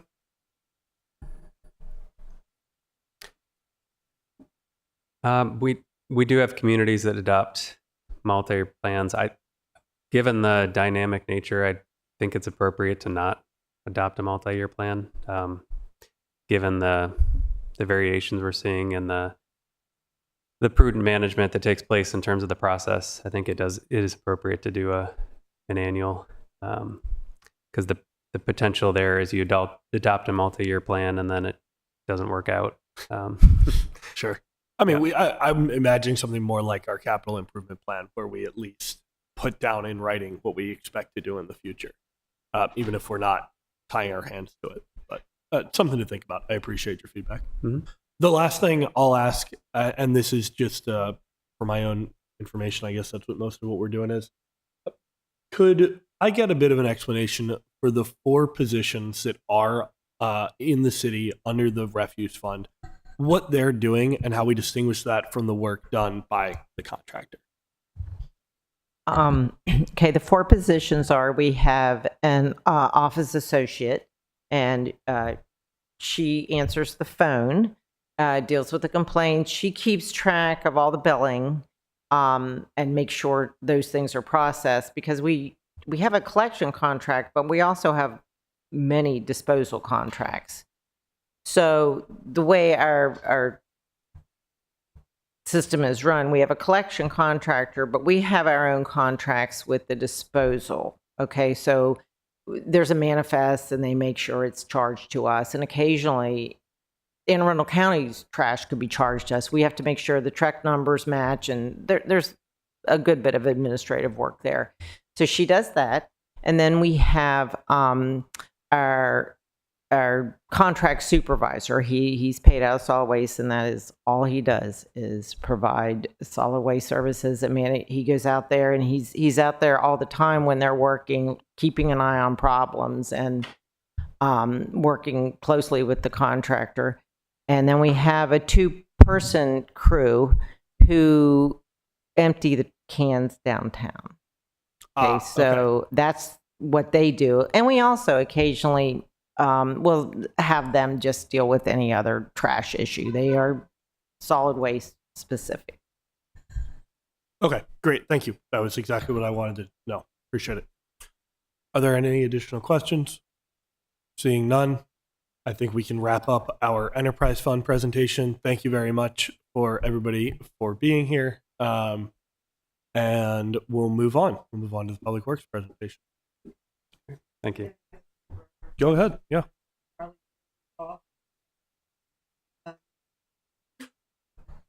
Can we get wheels for the little containers? I got wheels from the county 20 years ago, a long time. Which one, the containers The little yellow recycle container. well, ours are blue. So if you have a yellow one, it was given to you by Anne Arundel County. Okay. Do ours have wheels? Well, we don't. We may be out of those. We offer those at times to people who need a smaller container. The ones that most people have and get and are easy to receive all have wheels. We have a yard waste that we will give, and it's a little smaller, and then the recycling containers, and they all have wheels. But the recycling containers are the larger one. Mm-hmm. How do I get a small? I don't need a large one. Well, do we have still have? I'd have to check. You know, when we order them, we have to order 500. And we have to store them, which is another problem. Our new yard is much smaller. I don't know if you've noticed, but there isn't the storage capacity. So we kind of have to choose what most people want and need. I understand. Can I buy one somewhere? Yes, you could mark it as recycling. I mean, I think they probably sell something like that at Home Depot or another hardware Okay. store. I have this storage issue too. That's why I don't need a big one. I just need Yeah, I'll see if we have any small ones okay. remaining. And you know, maybe we do need to buy more and figure out how to store them, because we have a lot of customers who are maybe downtown who can't wheel it around or whatever. So we'll look into Wheels that. are a gem. I'm just telling. Well, I know, and I have an old one with wheels too, but I don't even know if they're set up to have wheels know. anymore.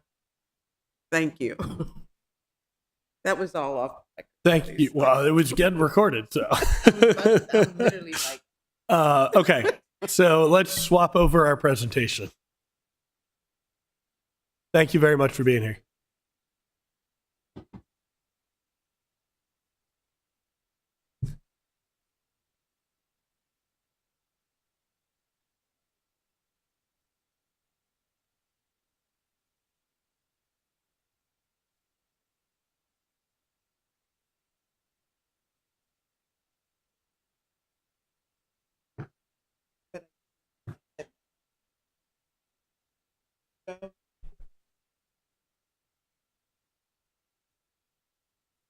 Yes, ma'am. Those are reflected in the fee schedule as well. And then if you go to page 95 in the budget book, it'll give you a sample quarterly bill and then also detail out the changes from 25 to 26.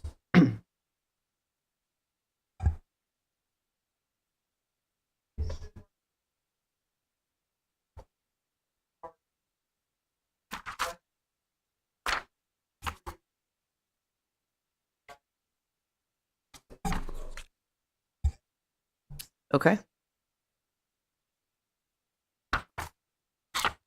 All right, let's get our public works presentation going. Thank you very much for being here, Director Vogel. Remind me, are you starting with enterprise funds or are you starting with operating? It's all kind of blended together into one presentation. That's all right. Okay, let's just jump right in. You think it's 15 minutes or do you need more time? 15 minutes should be plenty. I'll talk for about, I'm guessing, 5, and the rest of the time would be dialogue. Oh, okay. Well, we'll have plenty more time than that for questions. Okay. Ms. Jackson, if you'd put 15 minutes on the clock, and Director Vogel, go ahead. Okay.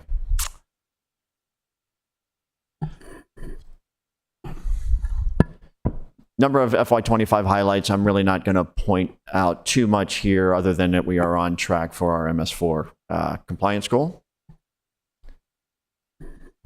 And the other big initiative is that lead and copper rule revision, where we still need to continue to survey all of our lateral and service lines for our residents. Got 350 responses so far, so a lot more work to do there.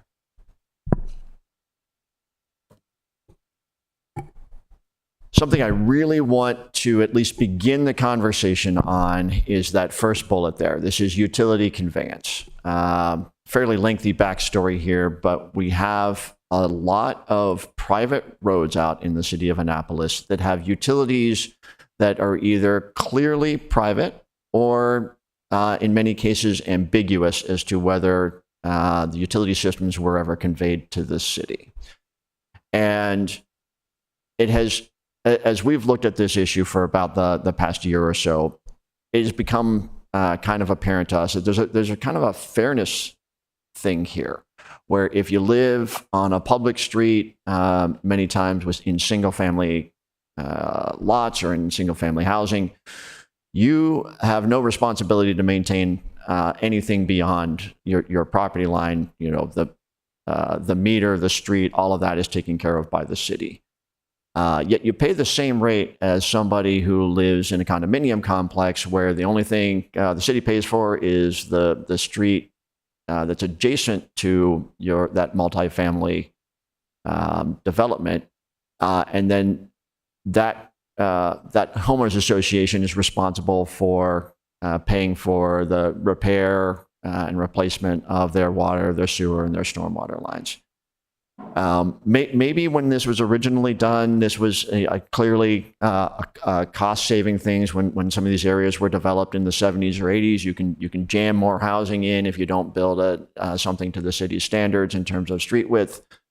But ultimately, once that's been there for 30 or 40 or 50 years, those residents have paid the same rate that everybody else does, and in essence, they are kind of subsidizing everybody else. It would be one way to look at it. So this is not something I really need council approval on. It is completely within the administration's authority and really an internal public work policy. Is that if a condominium, let's take Fairwinds or the Landing, said we'd really like to convey our systems to you. Would you take them? And we could just simply say yes. There's nothing that prohibits me. There's nothing in our code that says I have to ask council's permission. I'm spending a lot of time on this issue because I think it's just something I would not feel comfortable doing without letting the council know that this is kind of growth in terms of our system. Obviously, a small increase in the costs of maintaining and managing our systems. But I think it's essential that we start to do that. So absent any objections, we are going to start this process. And those homeowners associations that have been in contact with us, we'll let them know if you want to draft up easement documents. We'll start accepting your utilities. So we can wait till later to talk about that. I'm going to flash forward since I'm on this topic. This is a map. And the green there is an indication of private roads. Not all of those private roads have private utilities or would be something that we would have conveyed to us if, for instance, you're a shopping center or you're an apartment complex. That's not what we're talking about. We're talking about condominiums for the most part. And of course, the landings. Next major bullet I want to highlight here. We've already had enough bad news about rates, but I need to go ahead and just talk about this trend. This is kind of a 5-year look. The Water Reclamation Facility sent us a letter with their capital projects. It is substantial what they've got under design, and so if we see $50 million worth of construction going into that Annapolis Water Reclamation Facility, Mr. Hyder's projections will be a little bit conservative. We'll actually see costs go up more than what we're currently looking at. We're asking the county to detail that out in terms of their rate impacts, because right now all I can really do is I see a construction project in FY28 for $20 million. I have to kind of guess at what that will do to our rates, and I'd like to get some more granularity on that. Happy to share that with council when, or at least finance committee when that comes across. We've talked about trash and a few other enhancements in here.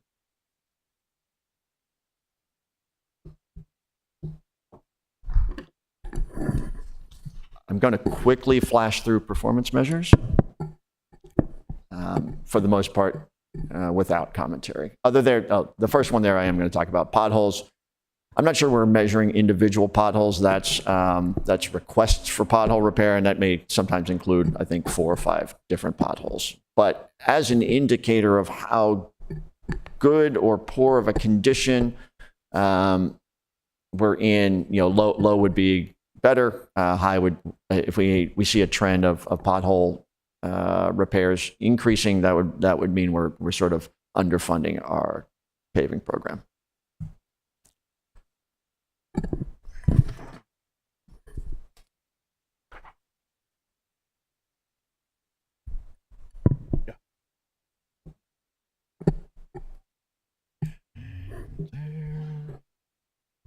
Or if I may ask, Sure. I don't want you to address every single one, but the general question for a lot of public works is sort of, are we keeping up? right, with the expected lifespan of the assets. And if you could kind of speak to that larger question on a more general level, that might be helpful context. So let's see. I would characterize sidewalks and roads as being a little bit underfunded at our current funding levels. In the enterprise funds, what we've got in the budget is probably about right for the next 5 or 10 years. A lot of our infrastructure was built in the 50s and 60s. So if you look really long term, long range, I could see some significant recapitalization costs coming down the road. Nothing we would see in performance metrics now, but that would be a long-term trend. But overall, there's nothing glaring where we're under-resourced to meet our performance measures.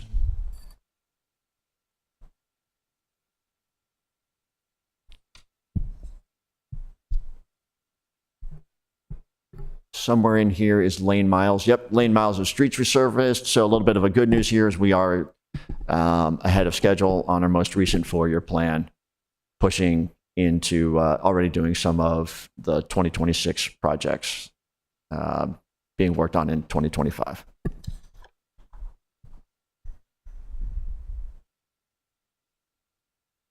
And I think this is the last slide. Yep. So really ramping up our asset management program. We're now close to fully staffed in our engineering for our enterprise fund. So being able to proactively look for things like breaks, leaks, and target our investments where they're most valuable. And I'll pause there or stop there for questions. Thank you very much, Director Vogel. Alderwoman O'Neill has been getting the first question so far today. So Alderwoman Finlayson, you got some questions? Just one, and it has to do with potholes. 2 types of pothole replacement or repairs. That's a question. Is that related to a comment that I made? Is that what you're it's asking? Related to a pothole repair. So you think, so you're asking me, are there 2 ways that we repair potholes? Yeah, is there are there 2 ways to repair potholes? One a longer term or one a shorter Sure. term? Seasonal, Kind of or- three main things we do in that area. One, the most the most expensive and long lasting is a patch, where we would cut out a whole square of pavement and lay pavement down. Going down 1 level from that, that's digging just a small pothole, a spot repair, and we do those in the summertime when the asphalt plants are running. You can't use asphalt in the winter, or you don't pave in the winter, so the large asphalt batch plants are not running. That's only something we can do in the spring, summer, and fall. In the wintertime, when we can't get hot mix asphalt, we use something called cold patch, and that doesn't last at all. Sometimes you'll see in the wintertime the same pothole get repaired twice or 3 times until you sort of limp by until the spring, when you can add some hot mix asphalt. That might be what you're referring to. I think it is. So it's totally related to the time of year Correct. that the pothole. So if it's in the winter, do you actually come back and do it again in the spring or summer when it's Yes, more because what will substantial? inevitably happen is that pothole will fail. Our crews go out in the late winter and start marking all the pavement. So you'll see in many areas a lot of white circles on the ground, and that's somebody going around identifying areas that we need to repair. And then of course we also respond to citizen requests. Okay. That was really my only question. Pothole. Thank you. Thank you. Alderwoman O'Neill? Thank you. I see in several places we have funding allocated for contract services. And I know that we talked about this last year and we allocated project manager. I was told that we didn't use it. Is that correct? But we're Correct. now We did not use that. So it's going back into the general fund, but we're going to put it back in at different levels. Is that correct? No, I don't believe so. Okay. We have miscellaneous contractors at 52.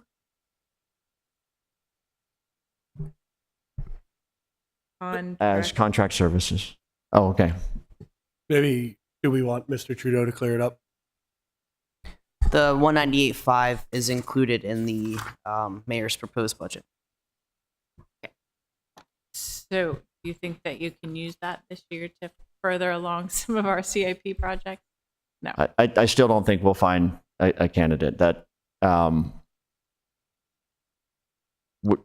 find somebody that would be of value. Most likely, we would need a full-time staff position.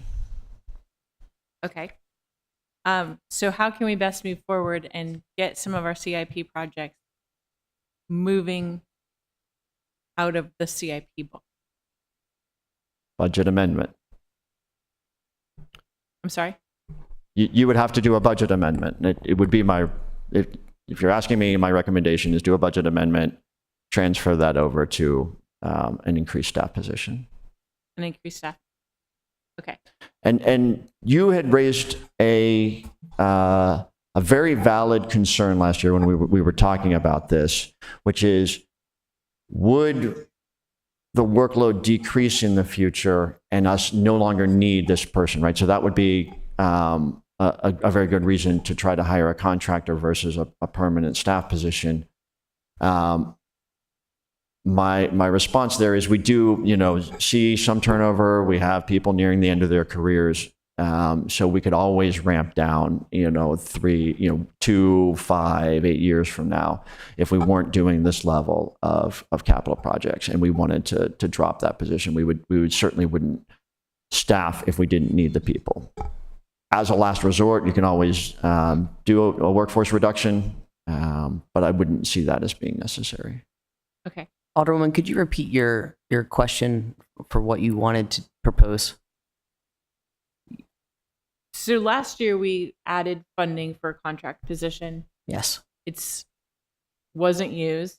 As Director Vogel and I had talked about, he had said he needed a very specific person, that he couldn't find a contractor to cover that. But I see it back in the budget, Mm-hmm.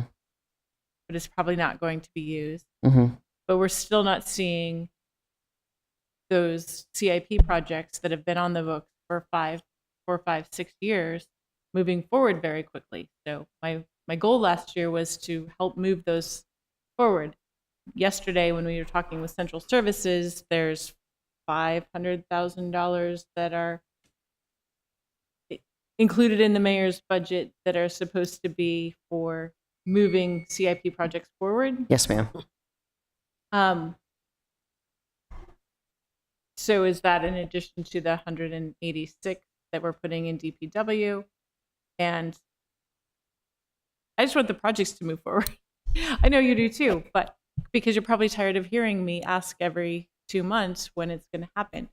But Was the proposal to move the funding from contract services to salaries and benefits to hire a civil servant? Was that this discussion? I think right that's a here, discussion Correct. we're having, correct? Yes, that's Okay. the discussion. that's why I just wanted to make sure that I understood what the intent was there. Okay. Thank you. My intent is to get projects off of our book. Absolutely. I'd like to see the book reduced down by 50%.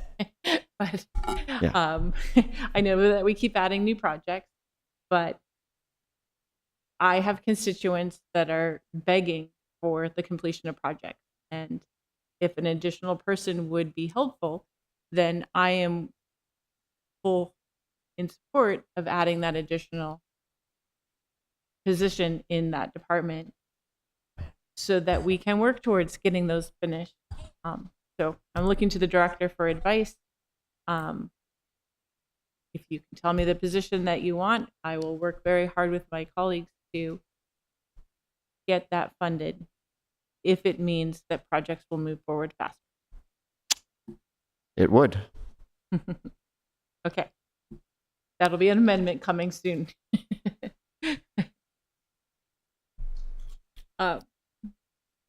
That's my question for right now. It was mostly Well, that's a good one. That's a big one. Well, what do we need to get our capital improvement projects done more cost effective? That's a good one. Gosh, I had something written down. Oh yeah. So my questions are just at this point are just about your performance measure. I thought the pothole one is a really interesting case in point, right? On the one hand, we want you guys to fix potholes. On the other hand, we don't want there to be potholes. So I'm just curious how you, and maybe I'd invite the acting city manager to also answer this. How do we think about, and I think this is particularly true with DPW more than some other departments, how do we think about making sure that our performance metrics are really getting at what we really want to get at, which is roads not having potholes in this case? And then for a more discrete question, would we be better off not having this metric as it currently stands?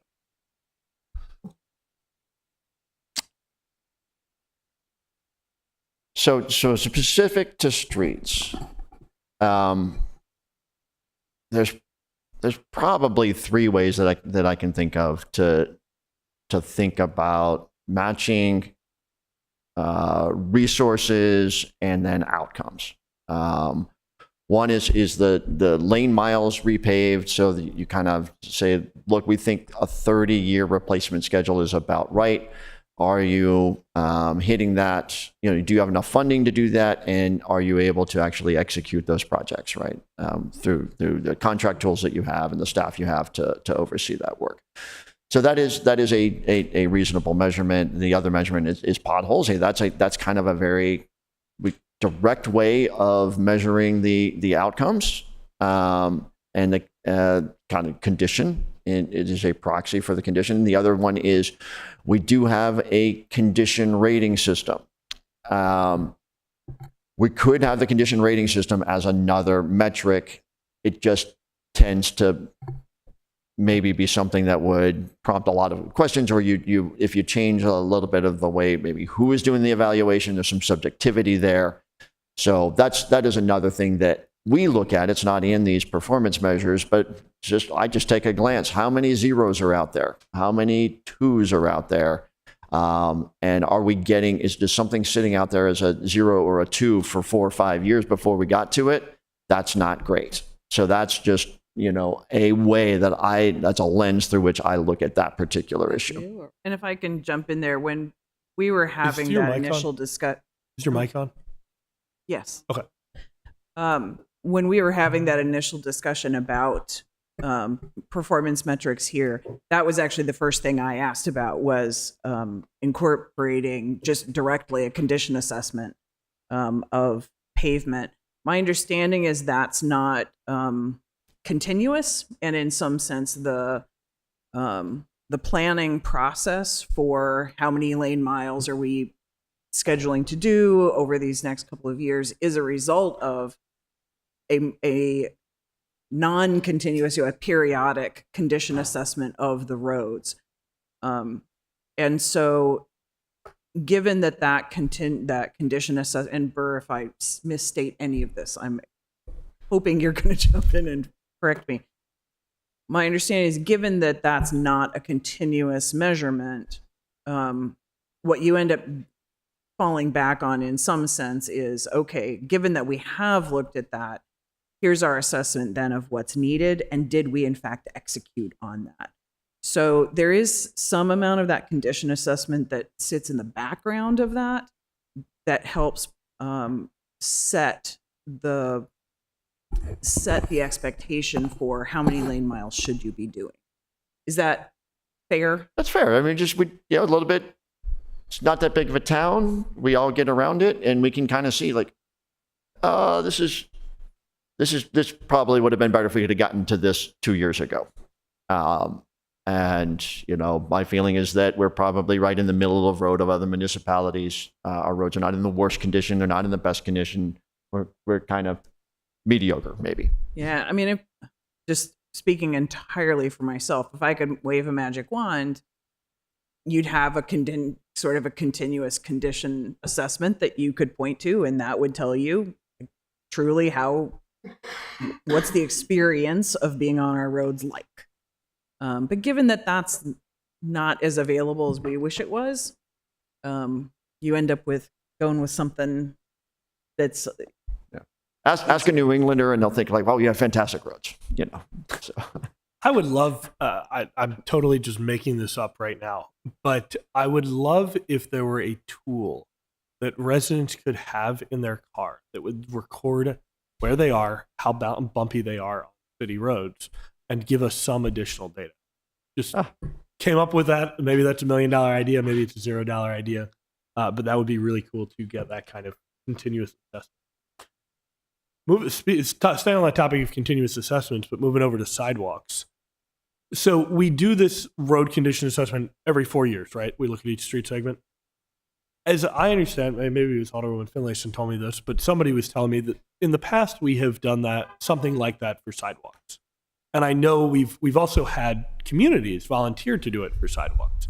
So my question is, how do we assess the condition of sidewalks in right now FY25, and is there anything in FY26 that would support that? I don't actually remember. Marcia, do you? So for many years, we've had a company come in, and I think it's once every 3 years, and they do the roads, and then they do the sidewalks. Now, the sidewalks are a little tougher than roads because there's a variety of materials, and not every street has sidewalks, and they're on both sides, and that sort of thing. But that's what we use, and it's a company called iWorks, and we've been using them for it's probably been pushing 20 years. So yeah, we do a done. sidewalk assessment just like we do a road assessment. But that's not on the website with the road assessment, is it? We'd have to check. Yeah, I don't know. Yeah, I just I think that's a very important thing to do. So if we're doing it, that's great. Okay, so again, staying on sidewalks, we have this performance measure of square feet of sidewalks replaced the percentage of all sidewalks under asset management. I mentioned first of all, let me say, it looks like we're a little bit behind on that performance benchmark, but kind of here nor there. I know we did a lot in 2024.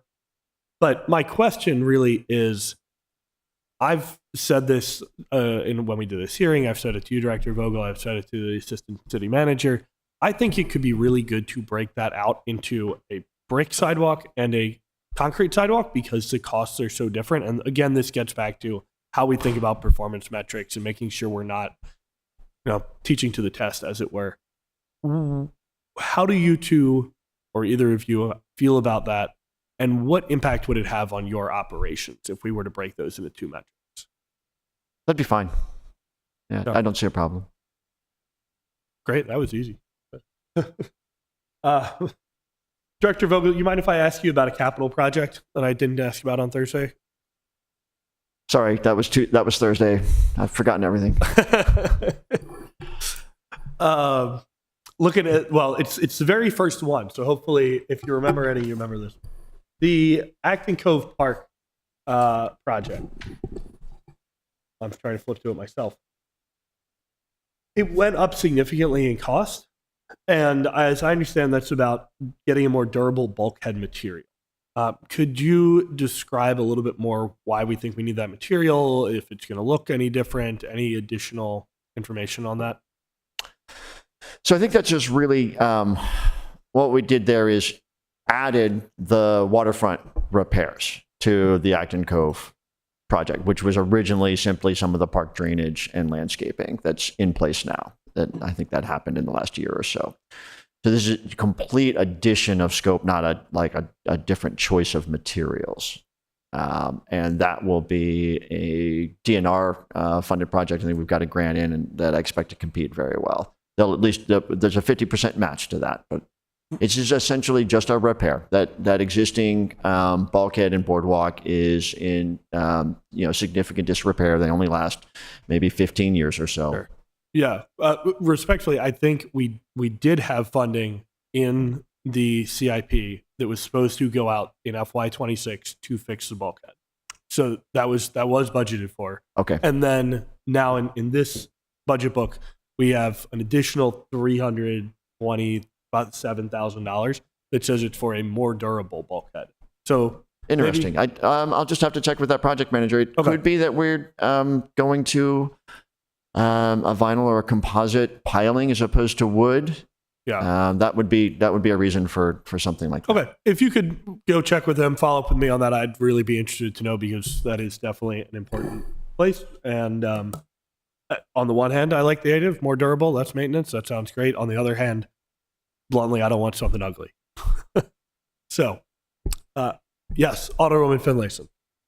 Thank you. Going back to the Public Works staffing, it looks like you're one less person in your overall staffing. Am I looking at the cumulative chart on 96? Right. That's probably a result of one of our engineer positions moving to central services. Okay, the bottom number is still one less. I would think that that would still be part of the cumulative number. 59 last year, 58. And it looks like it's in engineer 2. I'm Is gonna- that just a vacancy? No, we moved that position from DPW to central services. Okay, Yeah, Donovan was one of the folks that was here yesterday with Yes, okay. Central Services. okay, so Yeah. that explains it. Part-time positions. I had a note to ask you about part-time positions. I don't remember why I wrote that note, but I noticed you have 5 temporary laborers. Why are they part-time and not full-time? Are they seasonal? I'm not going to give you the answers. You tell me. Yeah, that I think that's our downtown crew, and that is seasonal. Okay. I think that season is probably changing, is it not? Getting longer because of the changes in our weather and the need for them to be downtown more. That would make sense. So, okay. I think my other questions had to do with staffing in the different funds. For example, the sewer fund has 2 additional staff.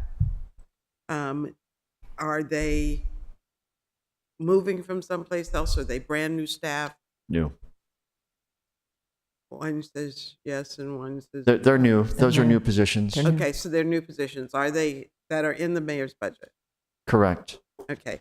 Are there any items that enhancements that you requested that were not funded? Just the one Alderwoman O'Neill and I were talking about. Okay. The civil engineer position, or the engineer 2 position. Right. Okay. Well, great. Thank you, Mr. Chair. Thank you. Sure. I got one more question, then I'll turn it to Alderman Arnett. Could you just speak a little bit about changes in Public Works budget between FY25 and 26 around snow removal? I think we had some enhancements there, and I'd love to hear a little bit more about it. Specific to snow removal, that's some additional equipment. So right now we don't have that many brine tanks on our trucks, so we can do more robust brining. That'll help with snow removal. And there was another one on that page.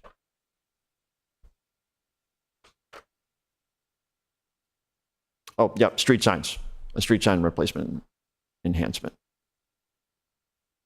Wasn't there additional money for the contractual services for snow removal also? Am I remembering that right? Which fund did you say? I don't remember seeing that enhancement. Wasn't Budget Manager Trudeau, was there some additional money for contract services for snow removal? I thought there was relative to FY25. For what? I'm sorry. For Snow removal. snow removal. That's all right. We can come back to it. But I mean, I can just look it up. But yeah, great.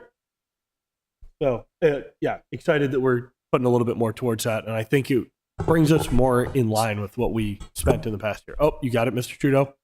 Yes. So contract services for snow stayed flat. The big increase there is capital outlay, 46,000. 46. Oh, okay. Capital outlay. Got it. Makes sense. Thank you. So that's the brine That's the tanks. tanks, correct. Great. All right. Alderman Arnett, you got a couple questions? I do. I want to follow up on a comment that you made, Director, in passing, that we may probably need to put more dollars into repaving and sidewalk repair, which is music to my ears. Years ago, we were told that the life expectancy of a street after repaving was about 20 years. We took that and divided into the number of streets and came up with the amount of money we'd have to budget each year, which at that point was $3 million, probably gone up. But it is certainly something that is near and dear to our constituents. And so I don't know what the right amount of money is, but the question is, do we have the right amount of money in there for those ongoing repairs? And if not, do we do a budget increase to reflect that we need? Yes, great question. As you've noted, the funding for street repair has stayed flat at $3 million.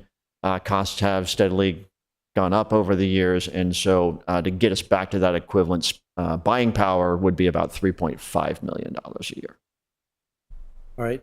Returning to the chair's discussion about sidewalks, besides dividing it into concrete and brick, it seems to me that there are some other categories. One of them is the discussion that this body had in a work session chaired by the chair. And it seemed that every council member had interest and concerns about sidewalks. And one of the thrust of that was, what would it take for the city to take over the responsibility for maintaining all the sidewalks in code? But in reality, the sidewalks seem to differ from the streets and the potholes, a lot of it having to do with water meters and other things that are popping up through the sidewalks. But a lot of people aren't aware that they're responsible for both the maintenance of the sidewalk, not everyone, but most parts of the city, and also for the snow removal. Add to that a lot of people aren't capable of doing that, either physically or financially. And so it does seem like this is something, a policy question as much as a budget question, but needs to be informed by the cost of changing how the city addresses sidewalks. There's a further bifurcation in that in my neighborhood, there are a lot of streets that don't have sidewalks. And pleasantly, we're getting a lot of younger families in the ward, and they're walking in the street. I had a person with a disability 2 doors up from me who could not stay on the sidewalk, both because of the repair, but also the telephone poles. And so in his automated chair, he had to scoot around in the street. So it does seem that there's, as I said, both policy and financing issues that I would hope we would start considering with this budget in terms of the appropriate amount of money and also the responsibility for the sidewalk. I guess the general question is, what is the reaction to DPW to taking on more direct responsibility for repair and maintenance and snow removal of all sidewalks in the city? So I know there's this, tackling the question of maintenance versus repair, right? The code, I think, says the adjacent property is responsible to maintain. The way we view that is clear, free of vegetation, or at least obstructing vegetation, and for the snow removal. When a sidewalk needs to be replaced or repaired, that is the city's responsibility. Currently. I mean, That's how we treat it today. yeah, I know, but I'm saying if we were to change, it would be a significant To make the homeowners responsible to repair. Well, in code, the homeowners are responsible. And The we've code is, never fixed that. we'd have to bring it up, but I believe I remember this discussion sounds very familiar to me. And we've talked about how the code is maybe a little bit ambiguous, but it does say that homeowner is responsible to maintain and the city repairs. So What you is could it- what is- that could be kind of read a different way. Just Yeah, what is the difference between maintenance and repair? well, that's exactly the ambiguity. But we view it as if something needs, right? Most of our sidewalks are concrete or brick. If new bricks need to be laid, if concrete needs to be jackhammered out and replaced, that's the city's responsibility to do that. And do we have enough money to do that, to keep the sidewalks in good repair in this budget? That definitely a matter of opinion. I think most folks would say our sidewalks are not in as good of condition as we would like them to be. The night and day comparison is below 6th Street on the peninsula and above 6th Street, because below our sidewalks and streets are wonderful because of the gas and water main repair. And boy, does it make a difference when you're shoveling the snow, whether you're Sure. going up and down over cracks or whatever. I think this is a topic that does need more exploration by the council and policymaking. The last question is, we're getting some interesting new news about reversing the direction of Main Street. And you've been giving us steady flow. Is that something that should be in the CIP? If we wanted to progress that forward, my recommendation would be to fund it for design. That would be the next step. Would be So to that- create a capital project Okay. to at least design that, and we would get a more refined cost estimate that way. At this level of very much a feasibility study, there's a 100% contingency. So I've thrown a $5 million number out there. When I presented that to you, another way of thinking about that is more along the lines of 4 million plus or minus 1 or 1.5. Okay. So as we move it into design, we'd be able to get a much more firm and reliable budget number. Thank you. Thank you, Mr. Chair. Pleasure. Absolutely. Are there any other questions? I know public works is a big topic. All right, seeing none, is there a motion to adjourn? Actually, you guys didn't have a supplemental appropriation, did you? Oh, no, we did it already. All right. No, we did it, I think, last Monday. Yeah. Yeah. Okay, is there a motion to adjourn? Motion to adjourn? All those in favor say aye. Aye. Meeting adjourned.